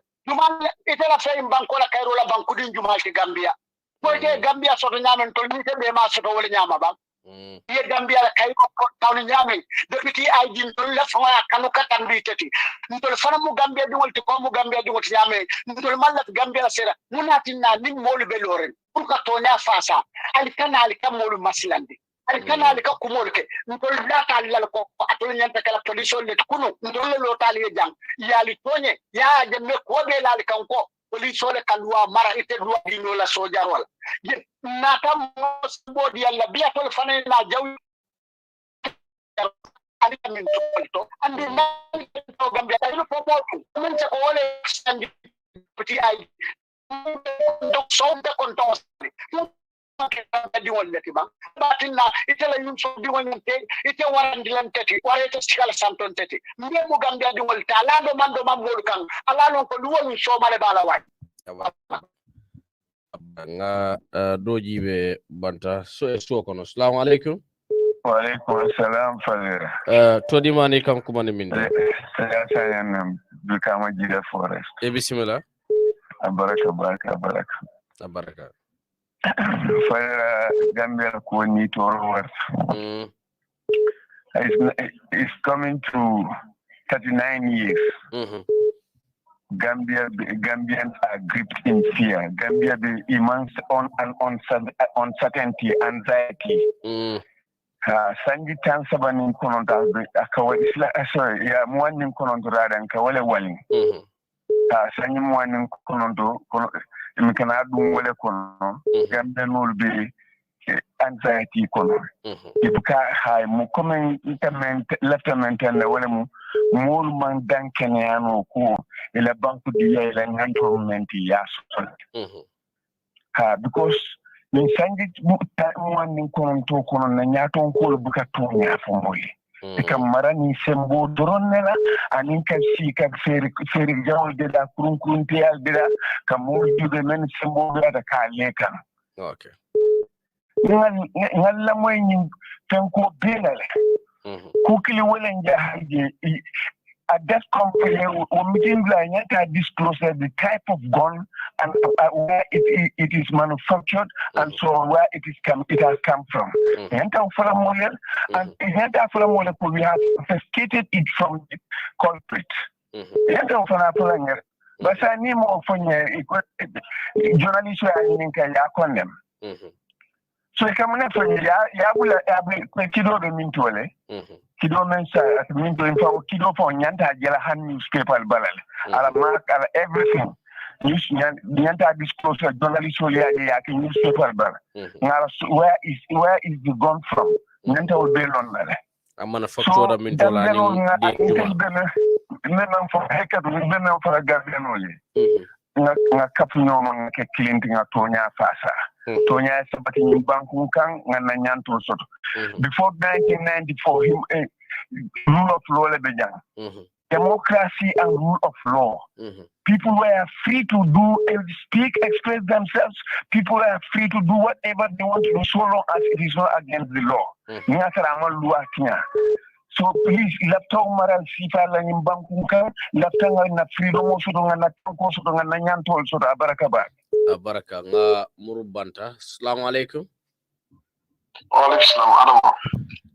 to di mani kan kuma ni mindo alwa mo dan so be ko manda Italy banko e bismillah dan so ina ishiwa sudira la mi saro abande la imam la mission apprendre imam ala sudira farabo e bismillah ya me konto na ba programme ko mari mbabe ngejo ya wande ko glam fula Allah government na spokesperson woni sankare atelo ko ma ko grade ko fula ni police wala advice woni bunka ko police wala dia woni fo metel ko ma ko ni wol jam fara ñoo bakle okay so mala daga kuma kan la kuma kan ni jafa baranya so wende jagale o mala banyade la be ko don bagal program ala program ko mar ba abaraka nga fanantentu nga jay bake nga murna so kono assalamu alaikum wa alaikum salam bake radio tala wolle jam fala be konton na bake ngejo be duwala le sima ban jata kendala Okay, bismillah. Kari press conference deba sa ka ko la moyle. Bari niyo mantra happy back. Bari din friend back. Sombe du ala radio e be sajanyol konton na back like cows. Menbe wa kolla siata. Bari ganden ko si hakiltu. Comme koto sajaya fo nyami. Before 1994 rule of law le bijam. Adu hani sai ngaji ki fana mabero fay wole ka nyin dictator bay ni adama beden tande one voice one people one nation one voice yo bari même biji mol si hak gambia ko ndala diamo bina wala 1981 nkanyi kikul attend nyimba kunka loya double loyati me ya lo ko wonu wala lo tam moli moli fata kanyo dundi moli nyo fata kanyo dundi ka to mono fadera asikeno ite din yenante mamare ngene bar history nyin ka tara saferinde modo malta baki nyin ba kunka mo kilimi moli sede ya fu mo tallulu ko nyine nyin ke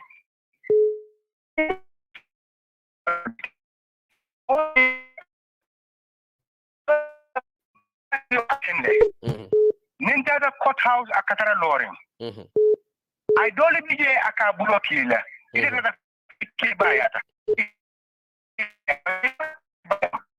Mo fa men man soto, iwa soto di. Jamale mundi yorete kata. Atele prison of at visit. Kata dula jube, kamolu jube. Ay modu bula nyimban kunkan siwo si aya mo be bula. Nde kilimba ya be bula. Bari lefto democracy sifa la nyimban kunkan katun sa dawde munefo wala munyinte ko ni mal loi tinya tanatela adu multi free fana is loyalty fay bari dabala history of affaire me bari nyajon ko moliye fata kanyo bula dimba dunya yele mata ifanan kayele ma fele yaji saybe tembo ben dunya lan tarwa ne mo batandi baki atinyina la tumando nin hajo kabe binne na tema ate sonna ko futuwala karwa nin ko tanga modi e fata kanyo dundi modi e fata kuma soto bal fola ne sankare my respect ngabo tinin fay ko itel bebo to janne itata oto place ni ngu kita asakata baka police ta ayela moy police de bi makama mem moy kumo yin aseneyata kuma onyin seneyata mbandira kudo mina nyato kweli wodo mise tangana nyante mengere kandi nga mwele pita gos la tangono ponga radio fa bada te dundiro ke nyami anin silo mandado ala nyum kuma kan afela dunta system okono ate bola je fo nteli be fa idi mo fanal bila karnale ko nyine ko ten adun bi men nyum kono bari men binya kala sama sinin nteli nga men fenke natar man sakunda dona da ku jama bije abe safel buko ke ay tabe dare pour sama kama dindon sakara nti dol samba nga kenna museum of history section nga tije pour nyim kama molu sakara molu nyanta kulula de kulo mu munati wala mu nyante ko ni mu molu ku ke mente siloti nyanta butale ndata même pala wala mu nyante ko me polisol yamar la nyinna ko molu mel ya lon ko e molu toto jang e molu buteje e bolta ikana mbo dandararo farandira ikere musolu tarajang ikabu banko ka ikata o kaw ko yada bak o fana o mo kula de men police kunda sa jube bak patunte hanna kitam bari de malla fira kadi e mo le fajang e mo le tonso jang iborte man son la sabatula ini luaya tenge dai ka sunya to dunnan banko ka o to ngamiro mu kula de men ka nyanta stop le ni o mo le kuya ke banko kam ni mam busa nyimban kunte tenkunna adulla fe nyimban ko tenkun ka dum banku kende ba banko me yalon ko ngaji ko sama sini abe do ku nya me yalon ko hannin tel te kerin sama tiala bak mo jigile oto wo kama nyimban kum manya na tiala mo manya na tiala bari mol sa kate fo ku mo yakanta bak nin ku be kerin ya garde wala mo na ku mo di sariya Muhammad be konton na baki alma radio badula tida hormon alma banko tankala alma banko tankala alo mari alman tankala Sente yama ala mo mari ala mo fara misime ko won nak mo baraka bake be kuman la kilinta la suo kono ngana kilinta banta. Assalamu alaikum suo kono la banta la skola. Assalamu alaikum. Network ko bismillah.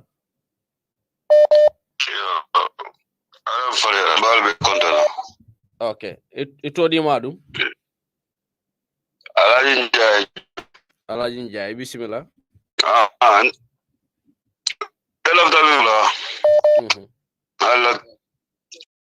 Alhaji Njai Germany. Bismillah. Okay. Kanda banta mantara network ko mantara mako kanje hando manding network ko mantara nga suo kono la skola tan sina banta jibe. Assalamu alaikum. Assalam alaikum. To di mani kam ko mani min tola. Ibrahim Dana Nyangoy. Ibrahim bismillah. Tornande. Ha? Tornande. Tafanna la no mantara betaro nje. Assalamu alaikum. Wa alaikum salam. Ablay Ablay Sane Mandouar bismillah. Diamo bida sangare diamo. Sangare. Ay ko do men ko. Ayanda ba ko do seral. Ya don ko ko diam ci faga. Kering. Opula. President ya ko ci walande. Dara da diam nyamin. Ila ko mo min da campagne no kama.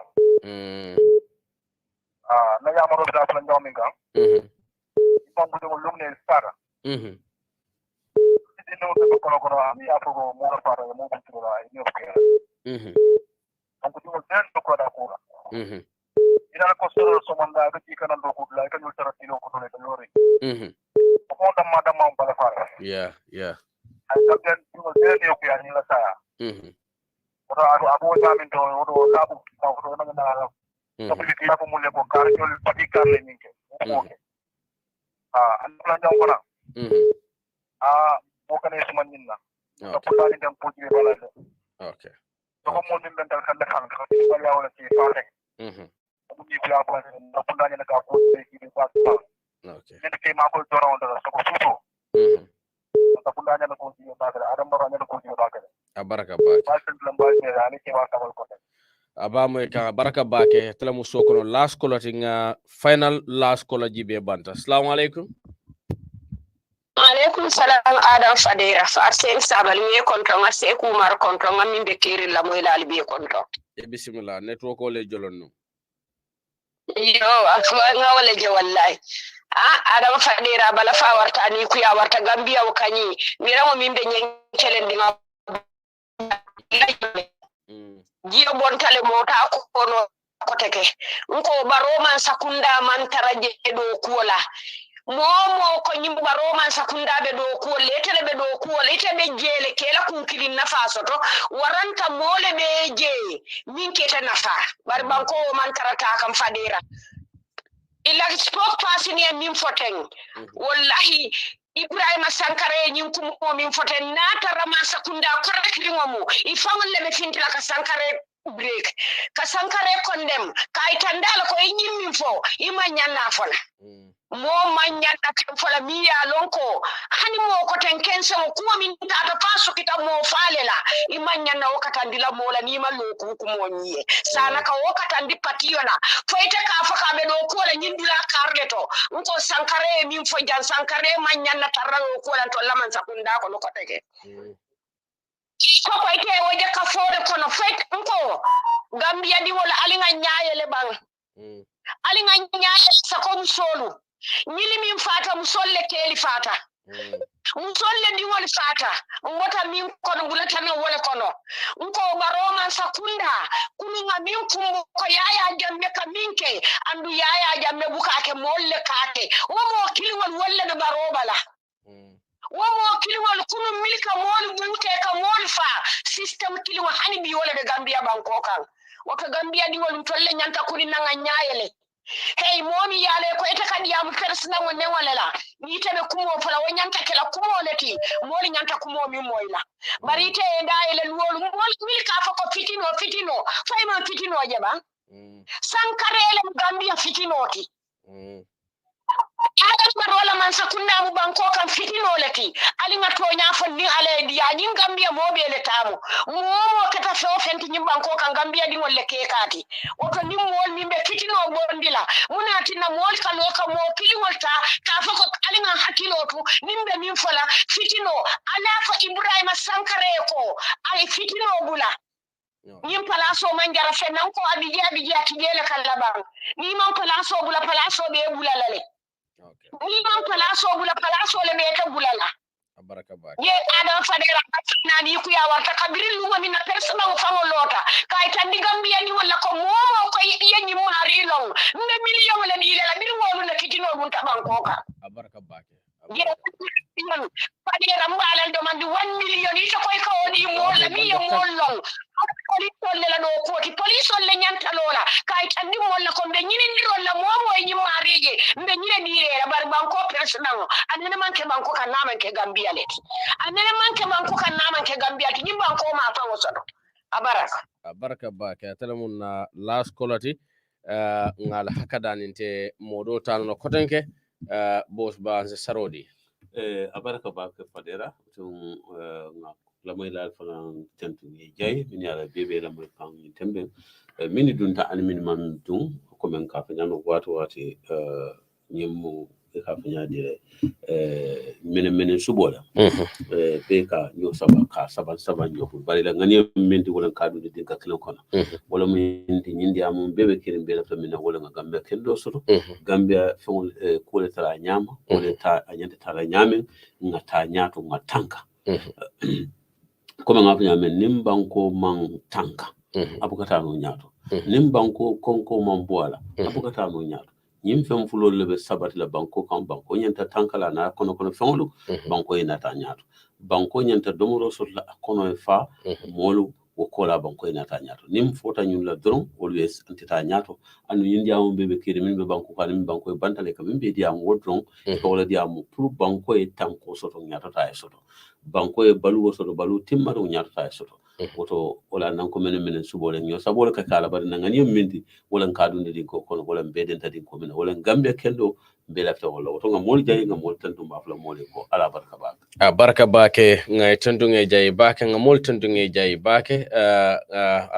ala subhanahu wa ta'ala masa kalne ko nga tantu kamal wan kutola nga warandi ni warandi robe danda siruna maral kawna be nyim banko kam mo ko kala banko kan rong se kato be ke iyade maral kawna ala baraka alma suto to di ala fowati do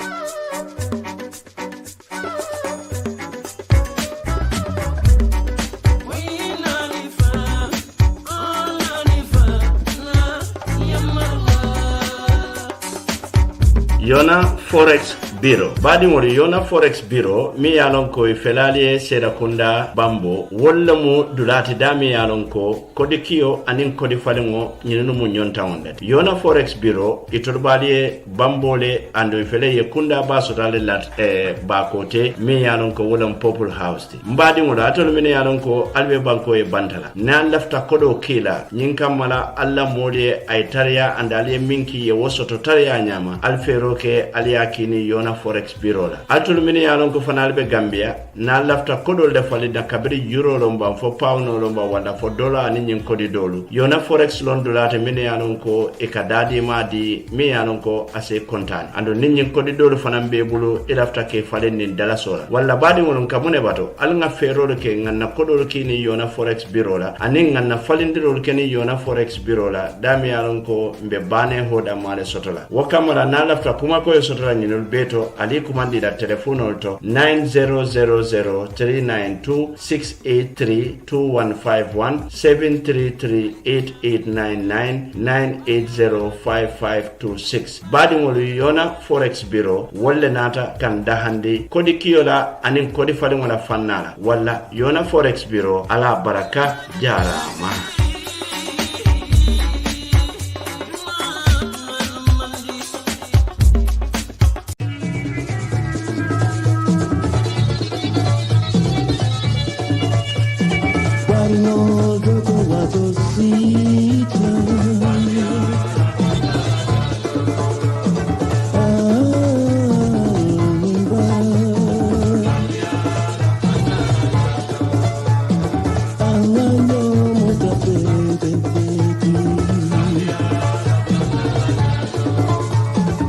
dokutumo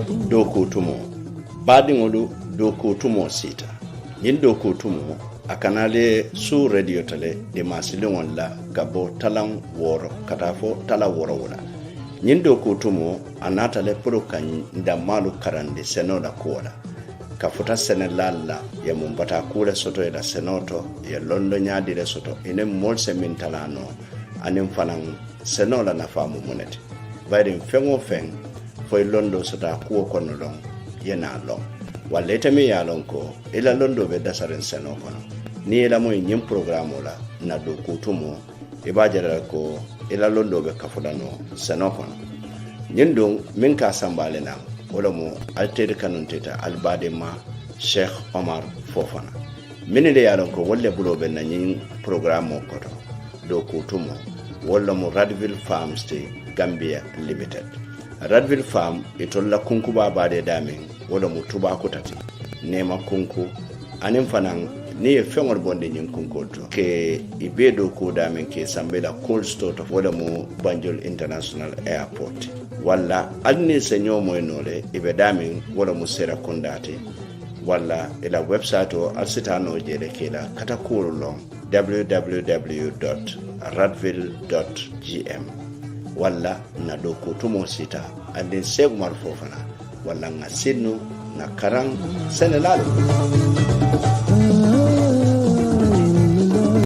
Jaoil is Gambia's leading dealer when it comes to fuel and has made it a duty to satisfy our customers at all costs. Vehicle owners and drivers need not to worry about getting quality and affordable fuel anymore. That is the reason we have our branches spread all over the country for easy access. For good and clean fuel, the only place to go is Jaoil. Your need for good and durable petrol, gasoline and kerosene has been covered by Jaoil, so you need not to worry. Walk to any of our branches and get served to satisfaction. With Jaoil, your satisfaction is our priority. That is why we have branches at your doorstep to make accessibility easy for you. With our professional and friendly staff, we can assure you satisfaction. To get the best fuel for your engines, the only place to go is Jaoil. With Jaoil, it's all enjoyment. That is why we are offering you low charges at our stations on the Coastal Road in Banjul. For more information, you can call 770-8080, 322-9070, 714-7273, or 387-1321. Jaoil, the pride of the nation.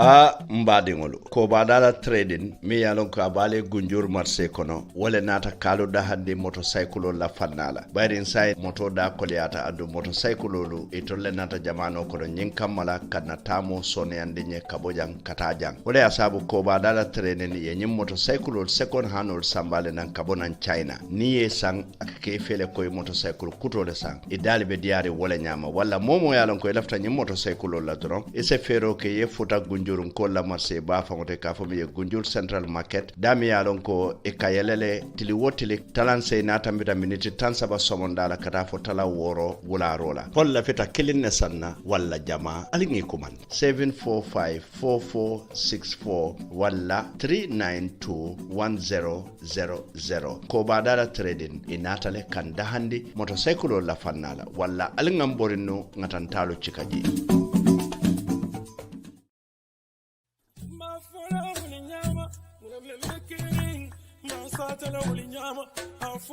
butongo mbadi ngol mbemo be salamola ato na kontongola mba fula mole ko tonya fo tumo sita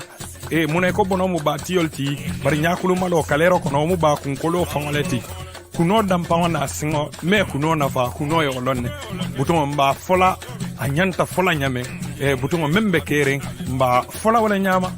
Menbe Kering ma fula wuli nyama muna Menbe Kering yo ma satala wuli nyama muna Menbe Kering ma fula wuli nyama muna Menbe Kering yo ma satala wuli nyama afo pamudu muna sata afo dunia bebe la mai afo pamudu muna sata wa afo dunia bebe la moel Menbe Kering ma fula wuli nyama muna Menbe Kering ma sata la wuli nyama muna Menbe Kering yo ma fula wuli nyama muna Menbe Kering ye ma sata la wuli nyama afo pamodu muna sata afo dunia bebe la moel afo pamodu muna sata afo dunia bebe la moel Tonya kumodu ndadu muka munkari Bande yataye muno kafinyo yataye Tonya kumodu ndadu muka munkari